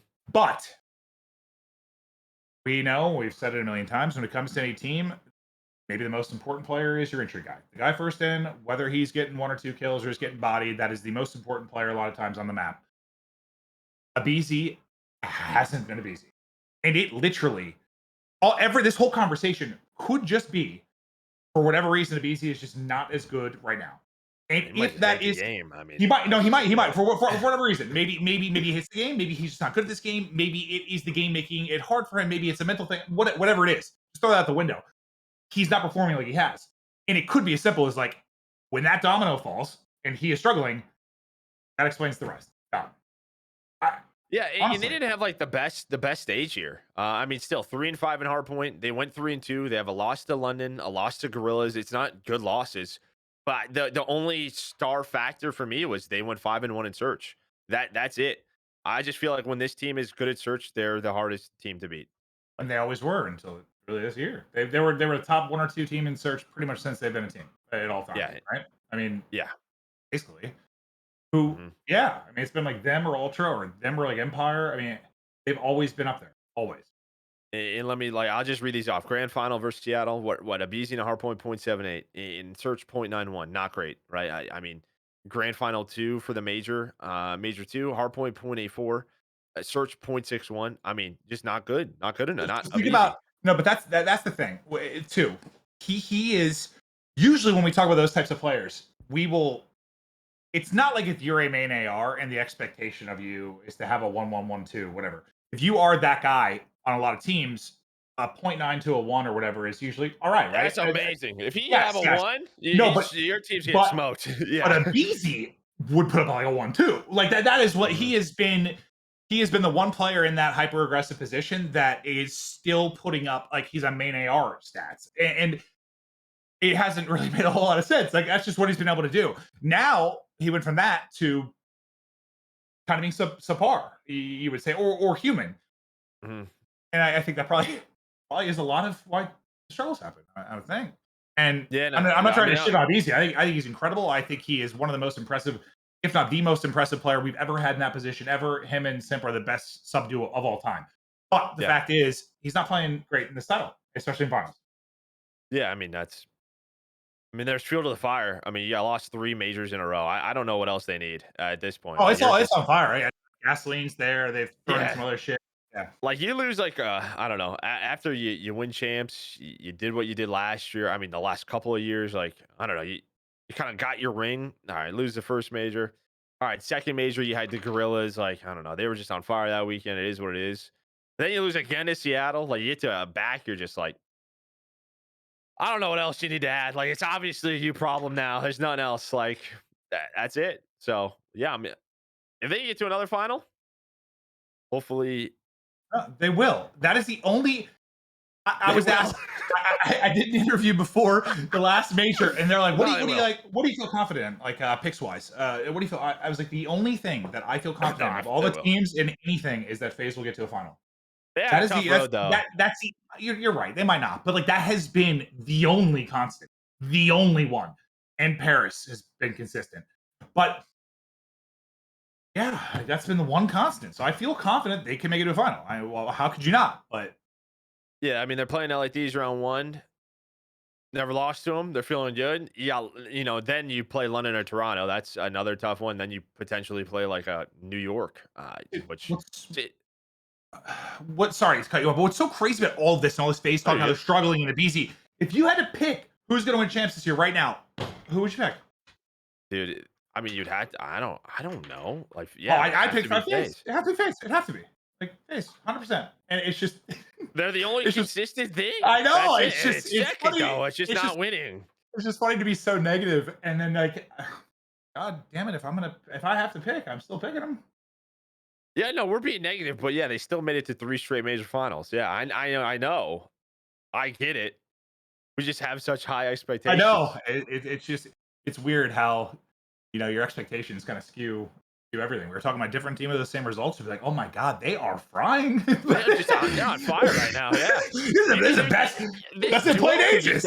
this duo could get 4 world championships in a row. Like, oh my gosh! Like, It, looking back at this time, we're gonna look back at this and just be like, that was insane. Like what that core did. Like, really. it's one of those things where you're just like try to appreciate greatness when you're watching, whether it's a Jordan, LeBron, a Brady, like you are watching an all time great. Like that's kind of how I feel with those guys. I do. Like it's just you are in the midst of something special. Try to enjoy it. And here we are just nitpicking and bitching about them. But that's what's fun. That's what all the other like sports broadcasts do, right? Like It's true. It's true. LeBron made 8 finals in a row, but this year he didn't make it. Like, oh Yeah. darn! Like, oh Uh, shoot! What a disappointment, dude! Like, guy stinks. it's funny to me just like that. Yeah, another tangent. Just like that and everything. Like expectations, like it's everything, dude. Even with like a movie, dude. Like your expectations are Mm, too high or too low for something. I've gone into a bad movie. I heard it was the worst thing ever. My expectations were so low. I went in. I'm like, that's pretty that's pretty solid. fun. Yeah, Honestly, the only thing that's like lived up to expectations lately. We're not gonna have to get too far into God, Top Gun, man. I went in with very high expectations. That was good fun. time. Great Good time. time. Man, Good I would time. be a fighter pilot. Just I'm I'm aerodynamic, dude. Yeah, I think you want to do like the wings though, right? They go out. It's not like in like this. I don't know what I was. Yeah, you like a bobsled team? You on the bobsled team? Like, Submarine? Not really. I'm a seaman. Um. Okay, so who's up next? Let's talk about Florida, Joe. I mean, I was like ready to kind of roast Florida, honestly. They started 1-2. They let Vivid go. Turio was getting smoked. I mean, still needs to get better, but they bounced back to go 3-2 and make winners. I mean, they have a winnable winners round one with going up against Breach. I don't know. I mean, I still like don't know if there's anything there yet. I will say I'm happy for Major, and Major is probably the key point that I want to talk about with this team because when you talk about the Skies and Awakening duo, um, a very talented duo, right? They have been for the last couple of years, but it's just felt like something has been missing. But like, where's the next evolution of it? Like to win and to be a top Yes, team. well, and it just felt like they were missing like structure and being a top team, like someone rallying them together. And I think Major can do that. I mean, obviously you have like what Florida was doing when they added Awakening and in MW. But when you look at that team in MW, you had like what you had Frosty, you had Fair, you had players who were just like willing to do whatever it took to win it. And I think that made it very easy for Skies and Awakening. Uh so now it's just like well, who was the fifth? Mox? Was Mox the fifth then? When they were winning? I think it was. And I think he's another one that's just like willing to do whatever they wanted to. Yeah. But you kind of set up around Skies and Awakening, and they're going to put pressure on where they. I don't know if they've had that for a while, and now I think with Major, he'll be the one to do it. Do you sort of feel like there's been talks about splitting them up or whether they can't win together or whatever, but I guess I just sort of feel Skies and Awakening are a Or maybe it was talented. Havoc. Yeah, uh, Havoc. yeah. They're Yeah, like a talented enough duo and core that like kind of whatever is with them, like they're gonna be a middle of the pack team at least. I just feel I know it's not how COD works exactly, but like they're that good and talented. They're gonna be like not a bottom tier team, I guess is how I kind of view it. It's yeah. just can you find the other two pieces that find the really good winning formula? It's not like they've been bad at all. I think they've been one of the more probably underappreciated or undervalued teams so far this year. I just don't know what changes it takes to get them, or if it's a money thing, or they It's been can't the find the same right way person. though. Last year was the same way. Skies and Awakening popping off. Yeah, yeah. Just can't get over the hump of the middle of the pack. And maybe they might do it every now and then, but hasn't happened. And then you have like this year where they beat OpTic and then they lose. Like it's just like what is happening from that series to the next? Like what's going on? I thought you were gonna ask me like, would you split those two up? Um, No. eh, I kind okay. of I wonder if you felt like I did, sort of just like as long as those two are there, I think you are middle of the pack already. Like slot in whatever two other players you want. I feel like that will be at least the middle of the pack team. I do. I'm ready to see them on different teams. Honestly. Maybe you have to. I just feel like that's been discussed for 3 years. Yeah, I'm ready now. I think one thing that really stands out made me feel more like you probably should is what I think Wake tweeted something like sarcastic. Do you think I want to be running a sub? Something like that. That he tweeted out, and I was like, huh, yeah. Well, I mean that. What just happened? I saw some at the core mile, dude. What was that? What was that, dude? What did I miss? Nothing. Yeah. I So got my other screen over there, Joe. Are I'm they playing ready. funny games with me? I'm ready to see. No. You're good. I think they both have really high impact. They both could be main ARs. I'm just ready to see them go elsewhere. Like I think Awakening can take a team like. Hmm, I think he can make like a middle of the pack team like T3. I think he's got that much talent. And I Oh, just want to see it. that's what Nameless said years. I think it was like 2 years ago. He's like, dude, put him on a top team. That'll be the phase killer or something like that. And I was like, all right, whatever, maybe. Oh, big wake, dude. Yeah, there he is. Oh, Dude, he looks badass. he does, right? Yeah, I like that. I like that. I like that a lot. Ugh. So yeah, I don't know. I think the Vivid roster change was a question mark, but they were able to bounce back this stage. I'm happy for Major. I think Two Real probably knows individually he's got to step up. I don't really have too much to say except let's see what the hell happens. This is about the 40th time I've said this on the show, but Perfect. I I like and support everybody, I guess, but like I mean it even more when I say it with Major Maniac. I don't know what it is. Like I just want that guy to succeed so bad. Like, dude, his tweet when he first got dropped, like what was it last year? Just like it was the perfect like It was this year, wasn't it? was it this year? Yes, you're right. Sorry, I've a lot of years. But when it was just the I can't remember exactly the wording, but it was sort of just a all right, back to the grind, back to the lab. I'm gonna get better. I was just like, God, it just like why I mean, people he went people down there and had like a ton of success. Like he's just people like, yeah, struggle with accountability. Like everyone I feel like nowadays wants to blame others for their inadequacies. That is just a thing with this generation. It's getting worse and worse. I mean, you can look at every walk of life, especially Warzone. We play it every day. You die. mm. It's cheater. No, you just are ass. Work to get better. I like that I saw that from him because it's just kind of rare. But I find the real ones did. But like, I like Oh, that. 200 ping. Oh, okay, that's a good point. That's a good point.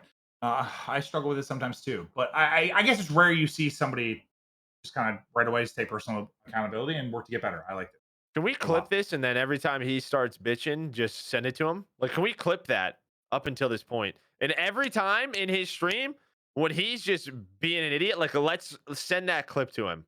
Let's do that. I think we should. Tell you what, Joe, 200 ping players have not had shit since I It got doesn't fire matter. and twisted. I am fire You're and right. twisted But now. anytime that comes back up, I just want to be like, boom, I'm sending this to you.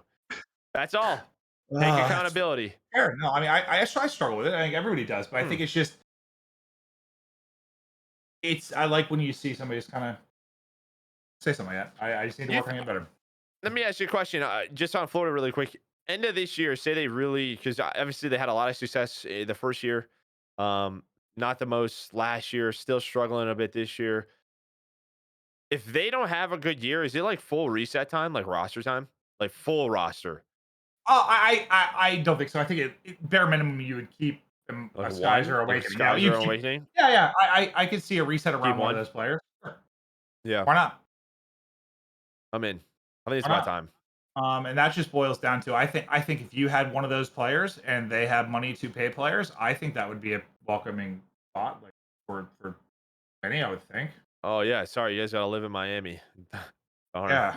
Um, you get to It's play with a humid, but great player, and I don't know. We'll see, but yeah, that's a team I just want to look out for. In the off season, see what kind of moves they make. But that's we'll it. see what moves I make. I'm rubbing We've my seen your nipples. moves.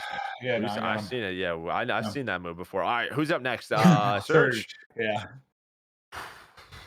Weird one. A major three champs to 1-4. Sips tweeted some stuff out. Like he was on the wrong sense. Just they needed a reset. I don't know. I don't really know what happened. Going from, maybe if you lose like your first match after winning a major, I get it. We're back from land. Like these guys, it's just online. Like I was a player once. Like, it's hard to get out of that mentality. They lost to Boston, New York, Minnesota, and FaZe. And I'm not saying that those are easy games, but Boston and Rocker to me, they should probably win, especially after just winning the major. Yeah. Um, I don't know, man. It'd be they have to make it from the losers bracket, another run. Could go back to everything we've been talking about. Most of the other teams, like the game made sense that weekend. It felt hot. They Okay. got it, and then they get back, and then it's like, let's do it, guys. That was working for us. Yeah. Shit, it's not working for us. But no, trust us. It just was working 2 weeks ago. So let's just keep doing it. I mean, it might be something like that. Or there could be. You got some young players. I'm sure for Lamar, it was it just felt amazing to get a win. I am sure it could maybe complacency is not the right word, but even if people aren't like intentionally being complacent, like that stuff can just subconsciously settle in a little bit. Where Not it's the just like we just time. won. Not No, the no, no. time. I agree with you, but it's And I just guess I it's guess that's maybe good. This happened probably now, right? yeah. Like, obviously they want to win a major, but I guess if you're gonna suck, it's like we're probably gonna qualify for champs. We'll be at champs. We just don't want to suck there, right? Yeah. Like, let's turn things around going into champs. Gotta find the important times and places to suck, is what you're saying? Yes, I think there's always important times in our lives where, yeah, it's not like the worst thing to get sucked, yeah, or suck. Yes. Good points, Joe. We really are just insightful. Yeah, you had one note. You said yeah, Mac was kind of having a rough Yeah. stage. Was it just individually? Was he like the one that kind of stood out versus everybody I else? just think, Just like, I mean, he was a, like, MVP candidate. We were in the back, like, arguing who it should be. I mean, you could have probably picked anyone, but, he's got, like, a point 0.8 in hardpoint, 0.88, a point 0.9 in search, a point 0.86 in control.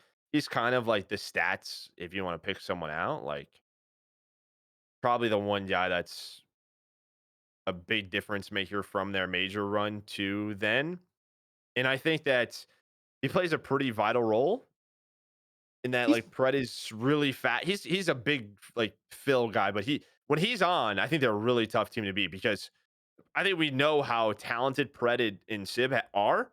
They shoot real straight. They win a lot of their one-on-ones. If that is followed up by Mac winning another one, that is huge for them. I mean, Mac, he blew up in Modern Warfare. I still think since then, kind of a streaky player, right? It just feels like we're talking about him like he is one of the best MVP candidate, or just sort of off the map.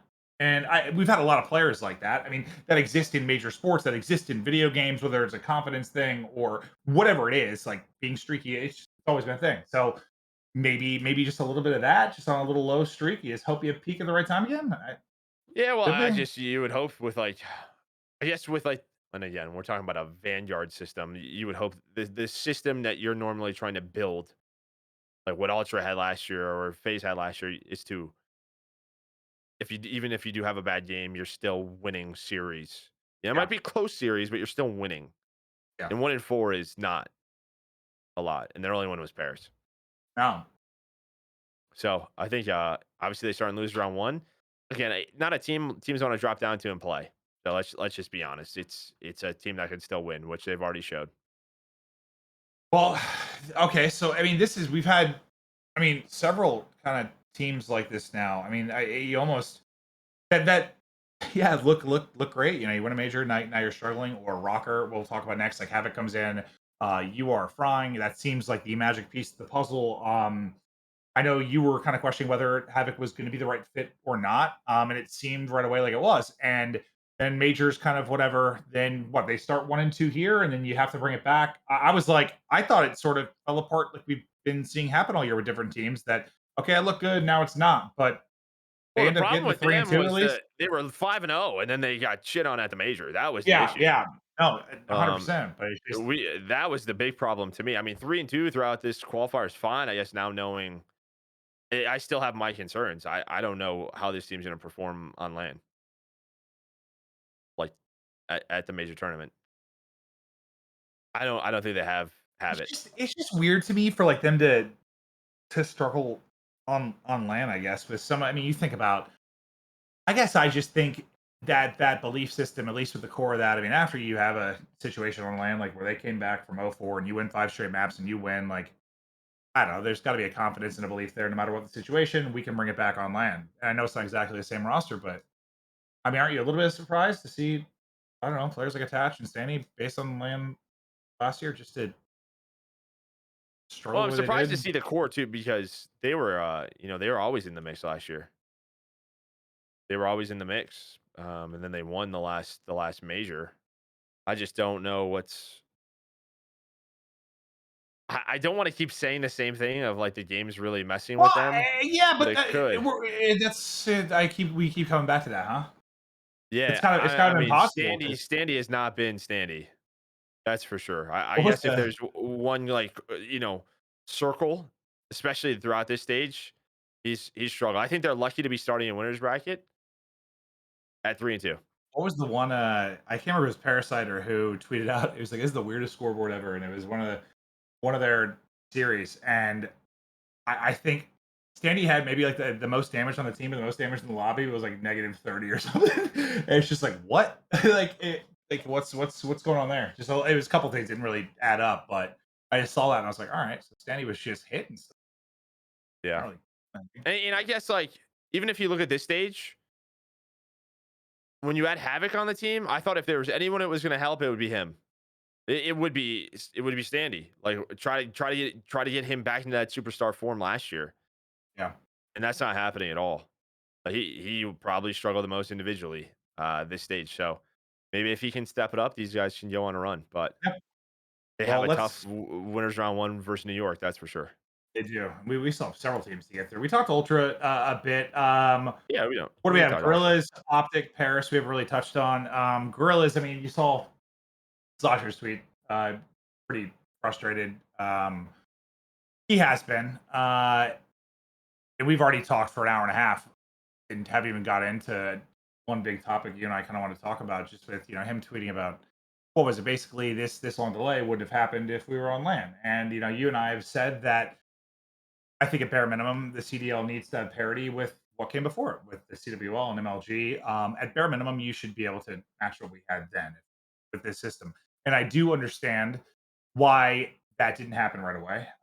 Global pandemic, everything going on. There are very real reasons, health wise, financial wise, why things kind of got held up. But all right, now we've got to get there. You just got to. Like, we can't. At minimum, we need to do what we did before. What are we doing? He's talking about What land the league. Yeah, what the fuck are we doing if we're not gonna do what we did before this? At It's least. an interesting topic because I think this is something that spreads across a lot of esports. Maybe a lot more than like when you look at the landscape. There is like your games like League, who they have their own studios. That's in Yeah, house, right? So they're running that. You have your Counter Strikes, and Counter Strike just does the big tournament thing where those yeah, orgs or those production companies are running. If it's a stadium event, similar to like what MLG would do, they would have them come. They would play in on land, but in like the hotels or in a smaller room. Then the big one would be in a stadium, right? Besides that, Valorant all online. A lot of yes. Rocket League online. There is a lot of current esports. The majority of their stuff is online right now. I hear you. The issue, and you're not wrong. Like there are a lot of things that people don't realize It's a cost because of thing for sure. MLG and an evolution of working on this for a decade. There are a lot of things that we did better than actually a lot of course. Some people don't really realize that. The issue, you can say that, but the problem is like we've done it. Like, we have done it in Oh, COD. I'm all So listen, I that built the that damn thing. I no, I want I a know. land league for That's players. why I'm just saying, that's there's why it's so not. tough. I think with this format, it's really tough because it's two things. Either we need a home again, like we had the MLG Arena, or two, you redo the structure and you only do big events. And at the events, you have a big pool play. That's what it would be. You would either again have like your Overwatch arena, your MLG arena, where you're playing in house, all of the lands, an esports stadium. I don't know. Or B, you would have your, let's just go back to, you know, 6 to 8 majors. And a week before the majors, you would have your week of group play. Then your next week, you would play bracket play, and we would go home for a couple of weeks. Yeah, it's just it's tough because we don't even know.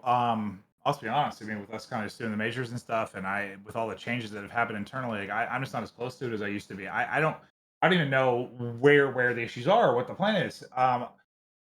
I just know typically it's a money thing. It almost always is, and I'm sure there Sure. are a million financial issues with everything that went on with COVID and the launch of the league. It was the worst time to kick this off and build new brands with what went down 100%. It's probably been a nightmare for so many. And everyone could say like, oh, well, you have Activision, billions of dollars. That is literally not involved whatsoever in this. Like, it's not like League where their esports are a marketing arm of it. This is a separate entity entirely that needs to be profitable. So they're two different beasts. And I get it. I actually I understand there are a million reasons why it could be the way it is right now. I just don't give a shit. You've got to get back to at least parity is what we had before. It needs to happen soon. The legitimate excuses were there. They're going Mhm. away. Um, yeah, and I don't control that, but we got to get there somehow. Yeah, I mean, I'm always gonna fight for the players for land as much as possible. I think as long as as long as this is still 75, 80% online, I think everybody should be a champs. Like I do. Like that's my feeling about it. Um, that's how I've always felt about it. The more land, the better. The less excuses. No one can do this or that. That's me.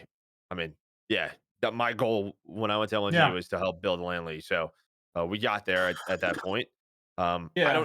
I don't know if the league play is really the answer. Maybe it is the bigger tournaments like I talked about. Mhm. A weekend of pool play or 5 days of pool play into the big tournament, That's right. and then Eventually, we're going to be the CEOs and commissioners of the CDL, you and I. So probably not. I oh mean, no, maybe we're if gonna we have get to take over. appointed, but What do you get, yeah. like, knighted?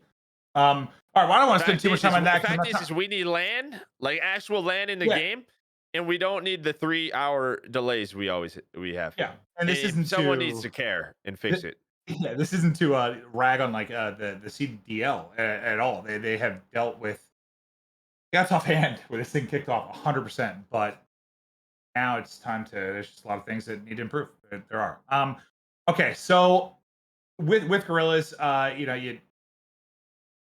I mean, I don't know, man. After what they did at Major Two, whatever, dude. They might show up and suddenly make a run and win a tournament, or they might show up The and only just thing go home here in that's 6 interesting for seconds. me is the addition of Neptune and Smart. I Yeah, actually really like this roster. I think it's really talented. I think it's actually a scary 4-man team. It's just is it going to click at the right time? First of all, they got to make champs.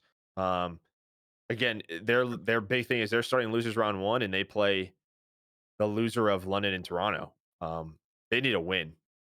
They need points. They need a win. I like the team. I just don't know if they're making it to champs right now. I'd probably say not. Slasher's been an absolute beast. He needs the other guys to step up. I think Neptune and Hook is a sub duo. That's a scary sub duo. And we've seen them take over at parts throughout this stage. that's It's just scary. You don't is know it what not way they're enough? going to be going. Right? They don't know either. They Yeah, just they go. both. That could be the problem. I honestly, Twin that could be dragons. it. Yeah, Yeah. no, no, no. All right, let's touch on OpTic. I'm sure a lot of people want to hear thoughts on this, and it's People just want to hear us talk about OpTic. yeah, yeah. It's been They it's been a, love that shit, huh? it's been a nice little cluster fuck. It feels like they, we're they eat it up. we're sort of where I felt like we had gotten past the point that I felt OpTic was for years. Oh, you don't trust them anymore, huh? We've kind of just You're worried about it. reverted right back to where we were. Just coming in a big circle. Uh, am I worried about it? It's weird. I'm gonna say You don't trust them to win no, again. That's I it. wanna I wanna talk about just as casters what this was like for us for the last like I've been going on what 10 years, Joe, 5, 6. Uh-huh. There used to be a time, and some casters are still like this, but I don't know how. There used to be a time where you legitimately when OpTic got knocked out of a tournament, you like felt your stomach sink because you just knew the crowd like wouldn't be like it was. And it wasn't even like a rooting for them thing. It's just like you love that as a commentator. You love the energy that's there in the venue. And Sure. there was this thing where you felt yourself like not like rooting for them to win for any reason other than you wanted them to make a deep run for that like energy, right? It's special. Everyone gets it. Mhm. But Joe and I, since we've started casting together, that fucking shit died. They've I, been pretty horrible. that shit died years ago for me. There used to be like Not like horrible, I like would middle of hope the to pack. cast OpTic. I get excited to cast OpTic. I stopped giving a shit entirely about who I cast, when I cast, what I cast. I'm gonna go cast and have fun because since Joe and I've casted together, they were just average as hell. They were for years. Mhm. And it was really cool to come out and see the first final that we're basically not doing, and then they're winning majors again. I was like, oh, okay, all right, that makes sense. But then now it seems like they're struggling again, and I don't know. I hope they figure it out. I mean, I just feel I don't know how Scump is still competing. That guy is rich and talented and handsome, and he does not need to compete at all. But the drive is there, and I love the kid. We went to the same high school, so special fondness there. Um, but it's not working right now. I know everything with Hilly, but Mhm. Is it panic button? Is it we'll get back to what we were doing early? Is it Vanguard? uh I don't know if it could. I mean, yes, I think every team can say it's Vanguard, right? I mean, that's it. Like we get it. I just think the way they came out in stage one was like they figured it out.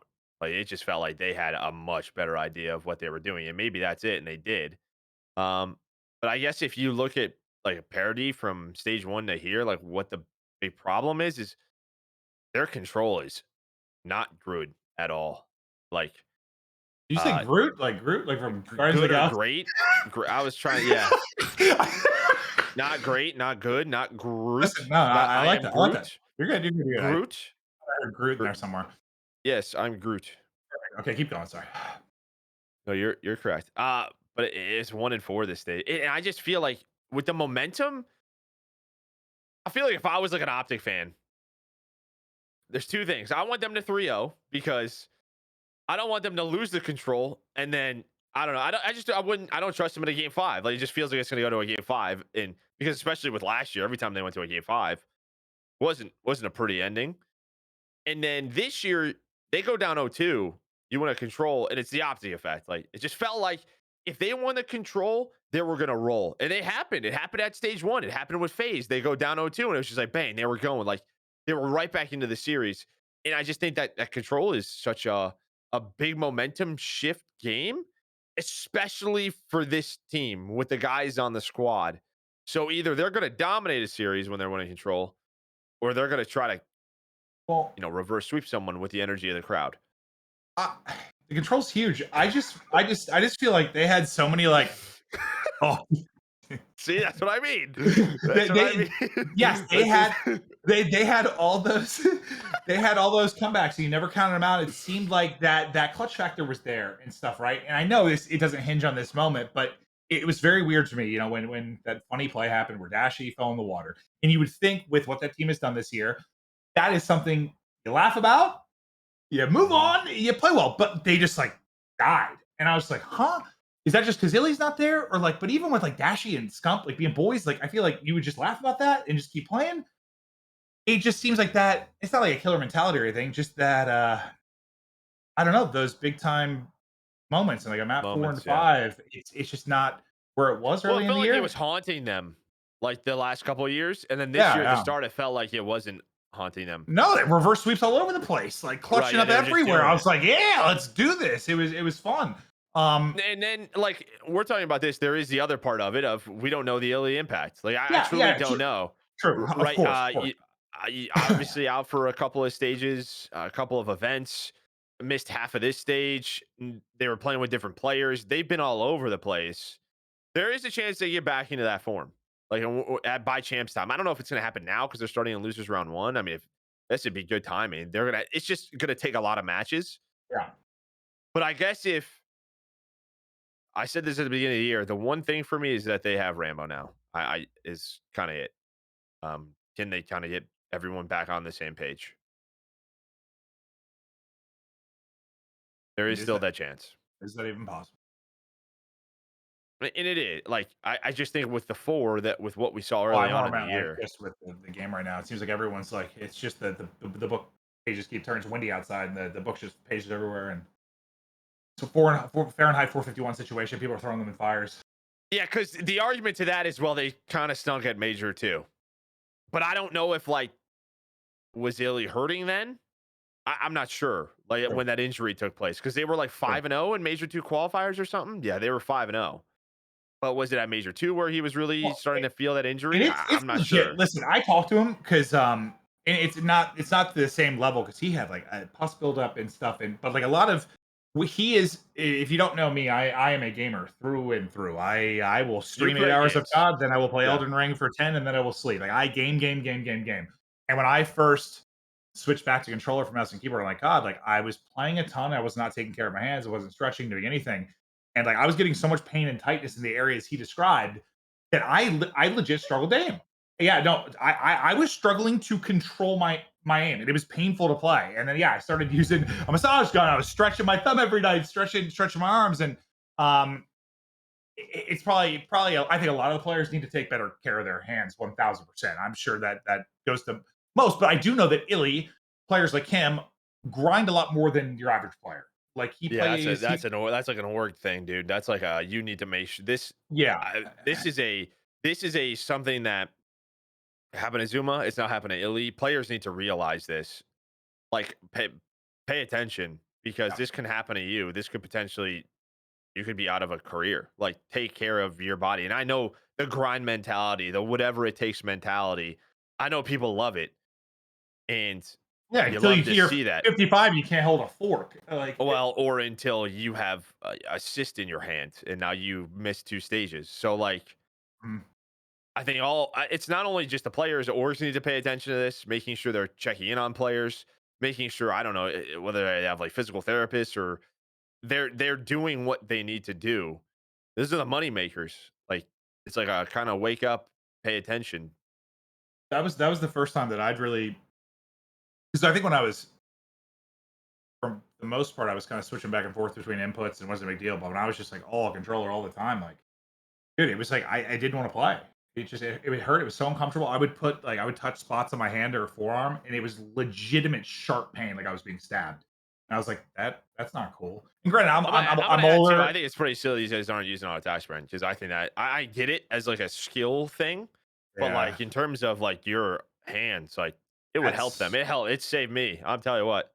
well. Anything I've got pain wise has now been since I started playing. It was like my right hand, but my left used to be even when I was like Oh, dude, conditioned I and my all time. remember My left hand was like before a it was like on a attack on claw. like Oh Warzone, yeah. bro. Oh Like yeah. I do the middle of my thumb would kill just hitting a button, hitting a button, Oh hitting a yeah. button, hitting It a was button. horrible. Yep. So I get it. I get the skill thing, but yeah, I guess just maybe the wisdom of age or whatever you want to call it. Like, screw that. Take care of your bodies, man. Like, Yeah, I think that's what like Clay's argued about. Like, dude, I've been beating my hands up. Like, I want to use this, yeah. and yeah, I I get it. listen. Let's just.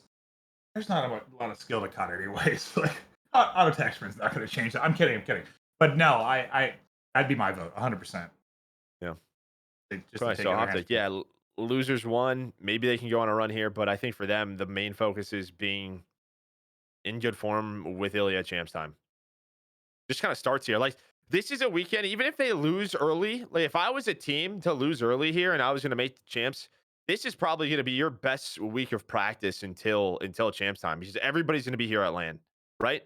Like you need to, even if you lose day 1 or day 2, you should be there every day, putting hours in, prepping for champs. Yeah. No. You're 100% correct. What do we dude, we're getting close to 2 hours here. That's Let's talk about okay. no, it is. It is. It's time just flies when we're chatting. So I want to touch on Paris. Paris, and then we're gonna touch on what challengers briefly.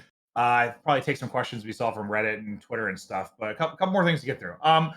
Paris, what I mean, they now have the most consecutive losses in CDL history. They're moving to Vegas. There's been what comments that have popped up, whether it's on Reddit or like in a Twitch chat about management and stuff. Uh, I don't know. It just sort of seems like it's kind of a circus, and I don't really know exactly what the deal is, but it seems like a circus. Yeah, I Uh, mean, you keep hearing about like this sort of they're paying their players the minimum things, and I get that. I mean, you're in the CDL, and while you might have the choice of the 12th roster, if that's the way they want to go about it, you're still going to have players accept that offer to play in this league for the minimum. It's like a business thing. It's but just go ahead. real quick, there are some, and I'm not saying this 100% what they're doing, but like this is a very new thing, right? And when Yes. we went to the franchise system, the people buying these teams were talking billionaires that own sports franchises. Like we're not talking about a esports org. Like these Yeah, are yeah. a lot of them are billionaire sports owners, and I assume just thinking about the financial side of it that a lot of people that weren't involved endemically in esports, you saw this as an opportunity to get in Mhm. at whatever 25 mil, let's say whatever it was, 25 million to a billionaire is not a lot of money. You saw an investment you could make, and maybe this would blow up and turn into something bigger. So I thought at the get go of this that there would be some that would probably get in, pay minimums, kind of hang out for a bit, and see where this goes. it kind of seems to me like that might be the deal here. And I'm not even saying it's really a bad thing. Not everyone's going to come in and dump money into this right away. Like esports is still very young. I get that mentality. I do, but it sort of seems like they're like, we're all right. We'll try to make the best team we can with minimums and see how we do. But Sort that's of. like the problem though, right there. Like, isn't Yeah, that thing from like Kismet? It's like they had a chance to pick up the best AM team at the time, and Texas Nation didn't do it. Like, yeah. I'm just saying. there's something here that's wrong. I think what I'm saying is probably close to the truth, and I don't even know if that, like, just speaking purely from a financial standpoint, maybe it's not the dumbest thing. No. I don't think there's At anything wrong all. with paying like the minimum to maybe a team you don't trust, and then they win, and then you start to pay them more. Sure. Yeah.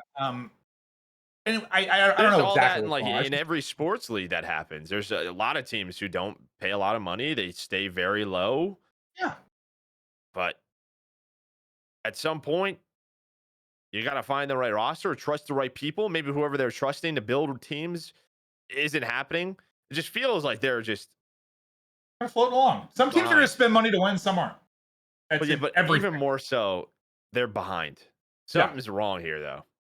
Well, I do know when, I mean, it was a circus when this whole thing was first getting started, just because you had, to my first point, like you have these non-endemic companies and billionaires and all this stuff coming in that they didn't have people on their team that did this stuff. So a lot of people were Mhm. remember everyone was scrambling to grab anyone that knew anything about Call of Duty, like all the different Yeah. orgs and franchises. Everyone was getting interviewed and gobbled up, and um, I don't know they 100% what's going on there, but I'm sure there's some that are way ahead and some that are way behind, just based on the personnel, people, information they have, dedication to it. 1,000%. I would say the only thing is like this team showed like their best though on land. I know like Yeah, what's sure. his name? He plays like from the middle of nowhere. God, who is it? I know I'm missing it. Hold on. Oh, Not Johnny. I blanked I'm on what blanking you out. mean. Jimbo. Thank you. Jimbo. Oh, Like Jimbo Slice it. yeah, he plays from like the middle of nowhere, but he performs a lot on land, like a lot better. Like I don't know. Like maybe I don't even know if they have a facility provided to them, like at the bare minimum where they could. I'm pretty sure he plays from the middle of nowhere. Yeah. And, And you I know, mean, all this kind of just goes hand in hand and with it. every time they're starting in losers bracket because of the online matches and the importance that they have, which is another thing we just talked about. Like that kind of. So they're literally going to land and playing one match. I mean, it's just sort That of a sucks. Like that it just does. sucks, dude. I don't want to say that I understand it. It is what it is, and I'm not saying that.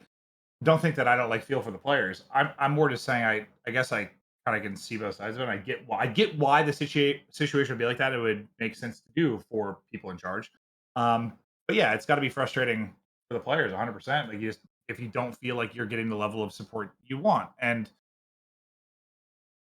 I guess I've just seen it in different esports. I've seen it in major sports. I mean, it's been a thing forever. A superstar on a team that's not where he wants to be and doesn't get what he wants. It's literally been a thing forever. I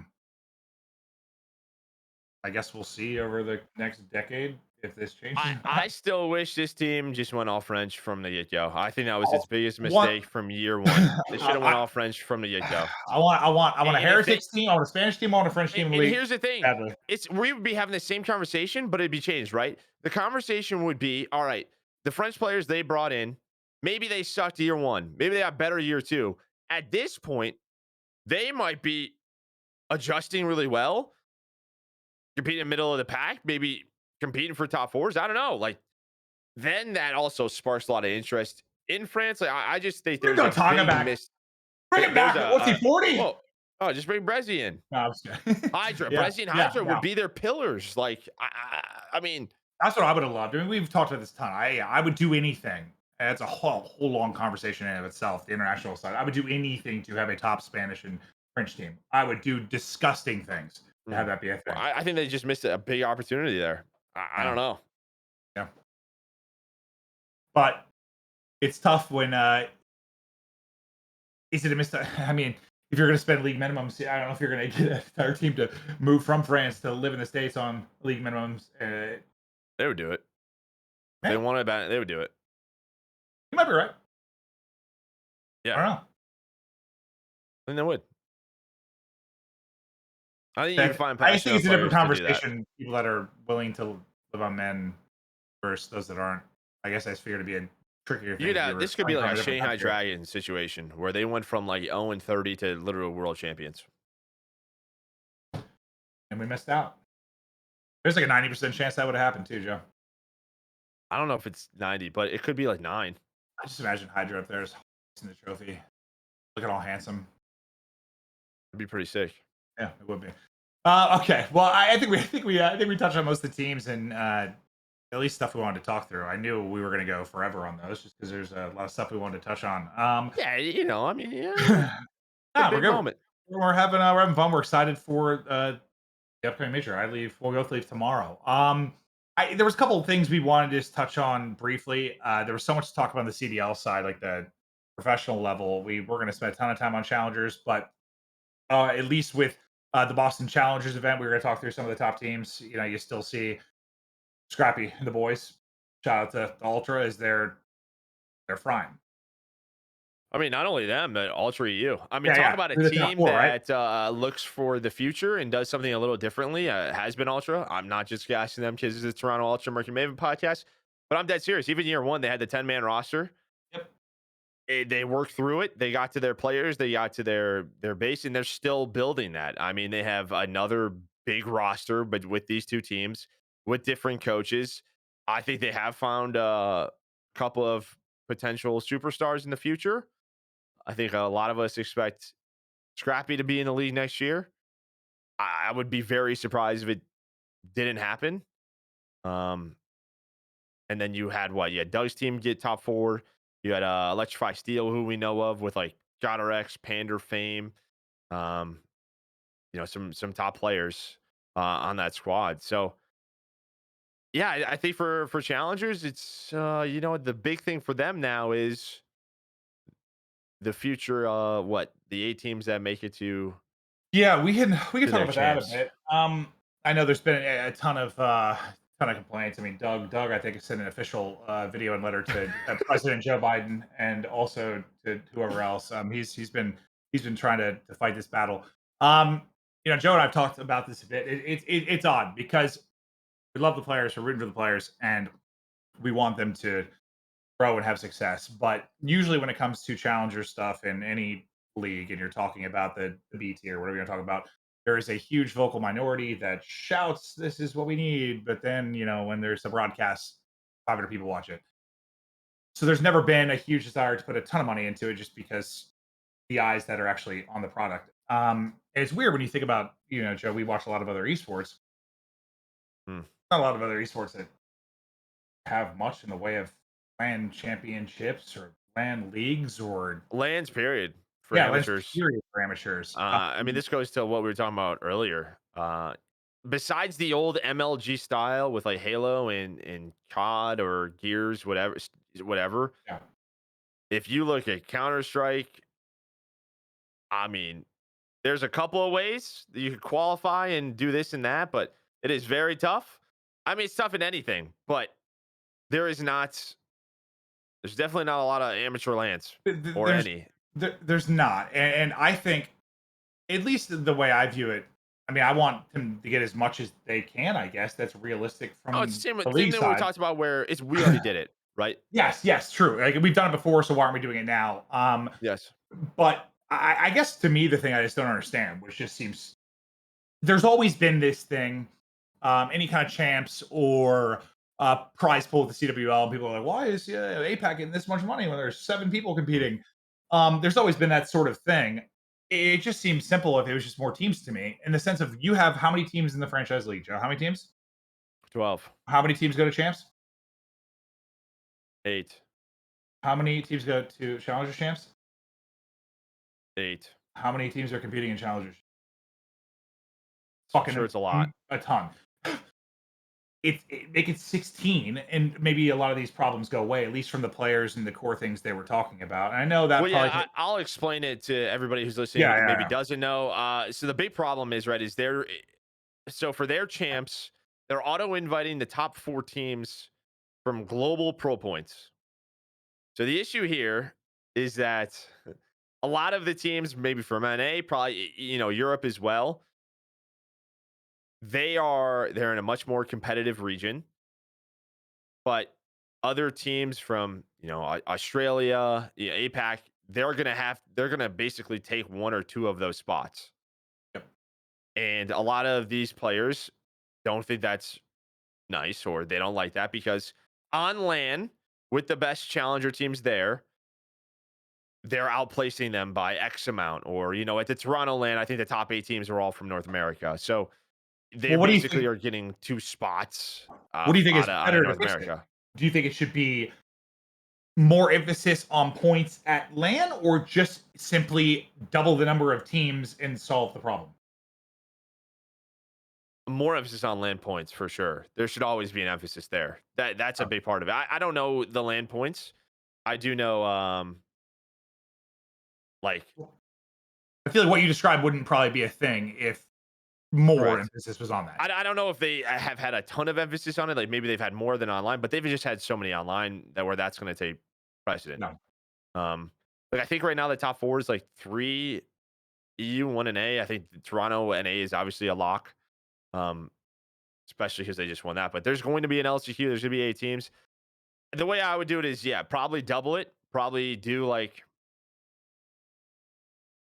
I mean, what 10 from North America, like 5 from EU, and one from APAC, just based on placings. Or you could just do it on global if you had more land points or in lands. Yeah, I don't know. I guess I just don't give a shit for the most part from this standpoint. I want fans to be happy. I want players to be happy. There's just so many things I want fixed on the at the pro level and changed that there's just more important things. But I hope they can find some middle ground. I don't think anything's going to change. 'Cause it sounds kind of silly when I see it broken down. The complaints are 100% realistic and logical. Well, I like get it, the one but team that is qualified already, I believe is like Rocker EU, which is like the Spanish guys, which is great. Like they've done really well online in Europe. But yeah, on land, I think they have like a top 16 and a top 32. yeah. No, I get it. I And they get have the like an auto problem. spot. It's That just like, what? it just seems to me like if you just do 16 teams, it's probably just not that big of an issue, right? Yeah, I you think?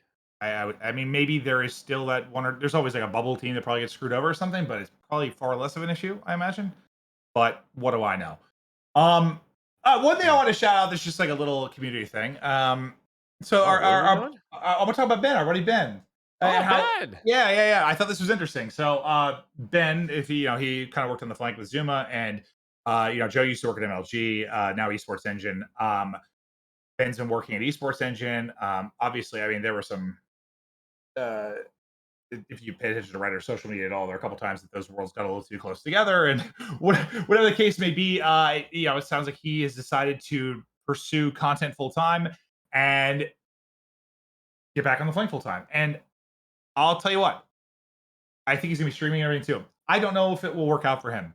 All I know is it takes balls to do what he's doing, and I'm rooting for him. It is not. I took a leap when I first wanted to commentate.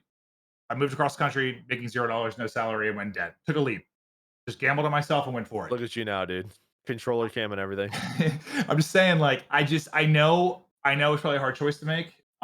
It is a hard thing to succeed at being a content creator, but it took some balls. Proud of him taking the leap, and I hope it works out. Ben's Yeah. Ben's a good dude. You always say he's kind of different in how he looks at things. There is like this niche I feel like he can fill, like in a show or just streaming and kind of talking about things. He just looks at things differently, I think, and usually you have those people. Well, he looks a lot. He looks at it like kind of the way I do at times from the business Yeah. standpoint. He worked on the management side. Yeah, it looks He very worked on professional, yeah. He looks he's obviously like when you listen to the flank, it's all players, and a lot of the times there's just not like a counter to that, and he adds that layer, which is very much needed instead of Pat just saying things because that's what Pat's gonna do. Dude, the number of that's why I sometimes just have to I've just stopped arguing with people about CDL Mhm. related stuff for the most part because it's just hard when and it's hard to even roast certain people about things because it's just an ignorance thing. And I don't mean ignorance in like a super disrespectful way. I mean it in the literal definition of the word. Like it is a lack of knowledge Mhm. about certain parts of something. And when you try to have a discussion with someone that understands 20% of the picture and you have 95%, that's a very hard conversation to have. Yeah. So yeah, I've had a lot of those conversations. A lot. No, I think for And Ben too, like, listen, maybe if he doesn't go back to esports engine or whatever, like there's a lot of COD teams that would probably like I think there's other opportunities. And why not just take the chance on content and hanging out with your pals now? Because that's what we do. We're like, yeah, I just wake up and I get to play games with my pals. no, you So say why not? But like yeah. it's not this is not No, no, no. this is a I hard know. choice. It had to have been Yeah. because it took us years to grow and get to where we are and feel comfortable doing certain things and feel Listen, financially secure. It's if just I had to guess, and I'm gonna be completely straight up with you, I bet he probably wanted to do more. And you're not working for Activision or COD, and there's only limited you can do. It's the same with me. Like I just got to a point where I was making PowerPoints but I didn't have control over it. I wasn't the person saying yes or this or that. Like no one at MLG was like that team. It was whoever it acted. Like that's it. It's in like when you are told no, and like the scene you're working in things aren't happening, it's just like, yeah, it's kind of like even with me here, it's like you're I shot at can't a do wall. much. You're shot at a wall. Yes, I've shot at a lot of walls. Yeah, no, Yeah, I yeah, we both have. that just makes me think of some of the 3100 and some of the conversation. Anyway, Shout out Ben, dude. Get it. yeah. Shout out Ben. And just another note. I mean, I think we've gassed him at different points, but just to zoom in the flank in general, it's been we love the kid. I was very sad when Zuma could no longer compete, and it's been a while now since he's blown up, and he's just killing it, man. I could not be prouder and happier for the kid. I fucking love it. Yeah, you do. I do. I do. Yeah, you do. I love it. Me too. Is there anything else you want to talk about? Um, what do you want to get to? Maybe just community questions. Yeah, we there was the Reddit post. We can go through that kind of. Let me find it again. Let me I get just this pulled it chat. up. I'll just bring up some questions. I've always wondered how they found the transition from full-time casters to exclusively for majors, and if they'd be open to something on the desk of the CDL. They decided to continue the same contract next year. Also, if they've ever considered moving to another esport at any point. Um, okay. Found the transition. Sometimes it is weird for me to, I was kind of the face of this thing for a long time. It's a little weird to not be as hands-on anymore. But I mean this when I say I am a much happier and healthier person now. When we were casting the league full time, casting Warzone basically full time, streaming full time, I felt horrible all the time. What did I Yeah. do? Horrible. I was tired. I was Mm. grumpy. I was pissy. I want to drop kick everything in front of me. I was exhausted. Um, Yeah. much better You have a place now. very strong drop kick too. Yeah, Great form. yeah. I'm in a much better place now. Would I ever consider casting league full time again? Sure, sure. That'll be a conversation for another day. But mentally, I'm in a better place. Yeah. Probably how you feel, Sam. Yeah. I mean, well, for me, I think I really like streaming a lot. So that was a big part of it for me was like that opportunity opened up. We cast a lot of Warzone things. There was just a lot of other opportunities. I think it is weird though, still not being like I still get to events and it's just like weird not casting finals. And Yeah, a little every time it's strange, just like you gotta but remind yourself, you're like, whatever. uh, Uh, but we did it a lot. Like at the end of the day, we did yeah, all of it. Like yeah. we've done it all. So I thought I'd be like frustrated would with I that, be but pissed in not. like a year or two if I became like I create like just blew up like crazy? I probably like think about like, man, what do we do? But right now I'm not thinking about that. No, I think I thought I'd be like really frustrated or jealous or whatever, but I just sort of it's been fun. I feel like we're the Bash Brothers and we show up to an event, you and I party and we have a good time. We try to make people laugh and hype stuff up and then we leave. And Yeah, and I'm I think with it. too. I think we have both had really a lot of struggles with online matches. We can't. You and I work really well off one another. Yeah. A lot of like you know our Yeah. antics and just looking at each other. A lot of body language. That's how we work. And like online, it was just tough. It was tough to get pumped up for matches. It felt like an online match casting it was less about like the game and more about like almost like being an entertainer, like a Yeah. jester, Well, like at times. So I was it's just just like, weird. no. It's just weird because like if you watch a lot of other commentators, I'm not just saying commentators in general. Like a lot of commentators, they could be a great pair, but they don't have the level of banter and relationship we do in the sense of when Joe and I cast together, if we're on, if we're and casting well, we're talking to each other. It's back and forth. We are having a conversation as we cast. Whereas a lot sort of just one person says something, the other person says something, one person says something, one person says something. If you really listen to it, it is just people talking not to each other, just sort of saying shit. And Joe and I thrived off, I think, that union, and that was tough Mm. online. And I suck online sometimes because Well, it's just I tough. How do feed you off the hype energy of yourself a up? crowd. Like, I love getting hype. I love having energy, and it's just you're sitting in your basement. Sometimes it's just not the same. well, it's like even like, yeah, and just being not there. Like even if it was a studio, like it's just way easier. Yeah, It's just hard. yeah, yeah. No, I it just was did so great. many years ago. I'm like, what am I doing down here in my basement? Like, I don't even know. Well, I never thought that I would hit a point where I I remember there was a time where Puckett towards the end of him casting COD that he's kind of said to me like with the league matches, like I just can't get into it anymore, sort of thing. Like it's so hard. I've been doing this so long, and I'm such a passionate guy. I get so hyped. I never thought that that would be a thing for me. I just love I love casting. I literally just love it.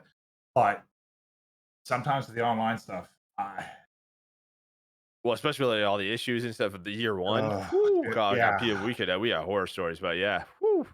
I just was pissed off all the time. Yeah, I was All just right, pissed what was off the all next the question? Like the desk? time. Oh yeah, something about the desk. All right, I want to answer that actually because Mm. I really love commentating. I really love commentating with Joe. I love thriving off like one person. But if I was going to do something else that wasn't commentary, if I like wasn't allowed to commentate ever again, or I needed to change, I want more than anything Mm. to create that Shaq, Kenny, uh, like the inside the You want to NBA. host a desk? Yeah. I want to host and create that because I love it and it can be done, but it is very hard. That's why only one like that exists. But Yeah. Yeah. that would be my goal Cod's to got some good create. personalities though. And that's not a knock to the desk in its current form at all. I just would try to create that, which is I don't know how you describe what that is. Perfection.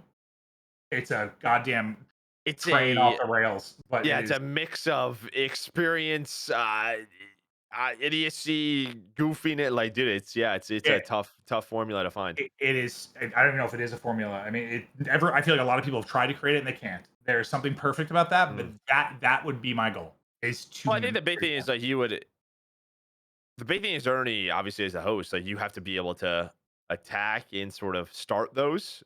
And I think you would be good at that. I think I could do it. I'd have to find the Yeah. right people, but that would be I don't know, that'd be what I would try to do because I feel like most I'm not trying to knock desk of any esport, but most desk in real sports or esports, I think a lot of people view that as almost like a commercial. Like it's between the game. Everyone What wants to get is? through the gameplay as Yeah. fast as possible. Gameplay. But that is like the Really, it's one that's the only one that that is you're the one like, desk that you like. I look forward to it. yeah. I'm like, I want that more than I want the gameplay. And that is the only one, and I want to create that. Mm, Okay. Yeah, that's my answer. cool. Um what was another one? What's one series you wish you could have cast in recent years and why that series specifically? One you wish you could have casted we didn't cast.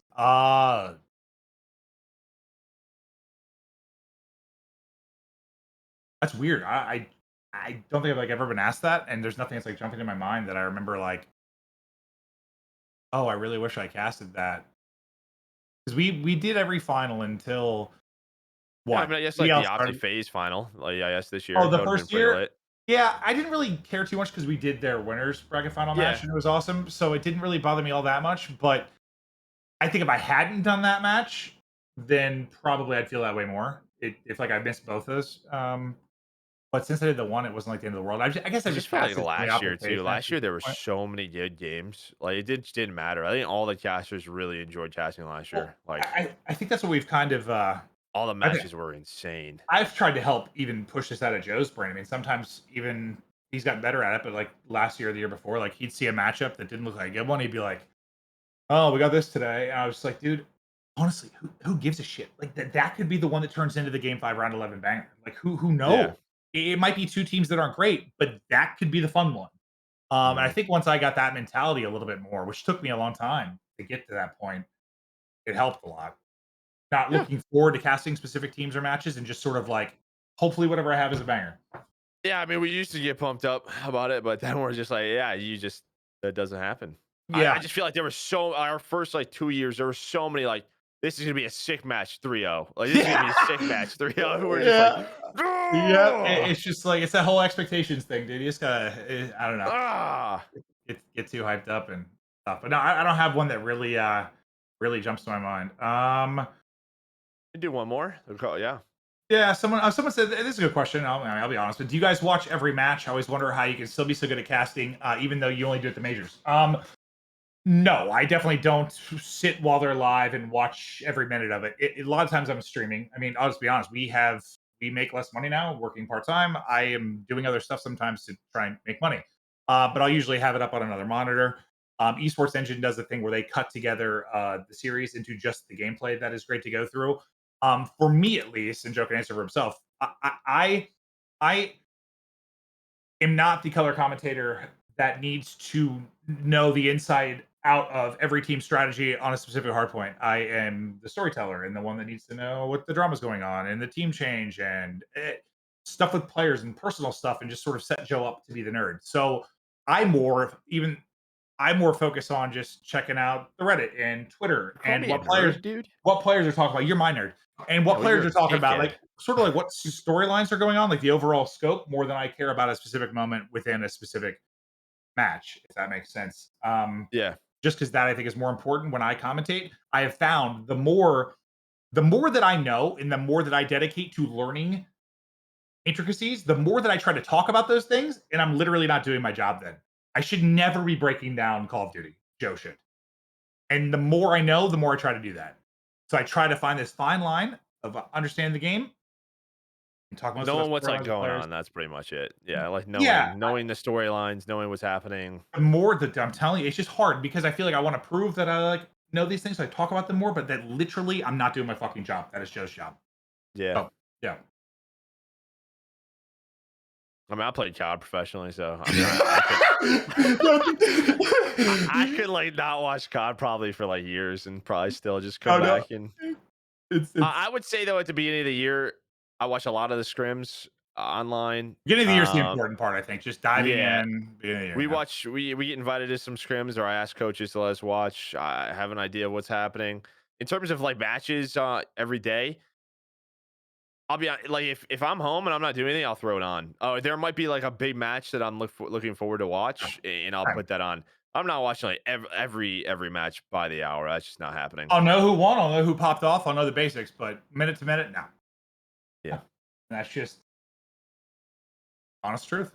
So, true. um, I think that's probably gonna wrap our first episode. I Yeah. mean, we 2 hours and 10 minutes. We kind of killed it. Hopefully, people enjoyed it. What do you Um, let's finish off with a banger. Who do you think is winning major? like I said earlier, like I still have to pick FaZe. I think. No face. FaZe, yeah. What about Go you? go New York. Are you gonna Facetime me naked tonight? No, I don't Okay. think Well, so. I was just wondering. I figured you said close it out on a banger. You think New York makes it? Do you think they make top 8? You think they get to the final? Um, Robin, yes. Top three. Crimsix is at champs. Or Top, you think they get I'm top gonna 3? start. I'm just gonna start calling it playoffs. Crimsix is at playoffs. How many people that pissed off? No, I'm not sure.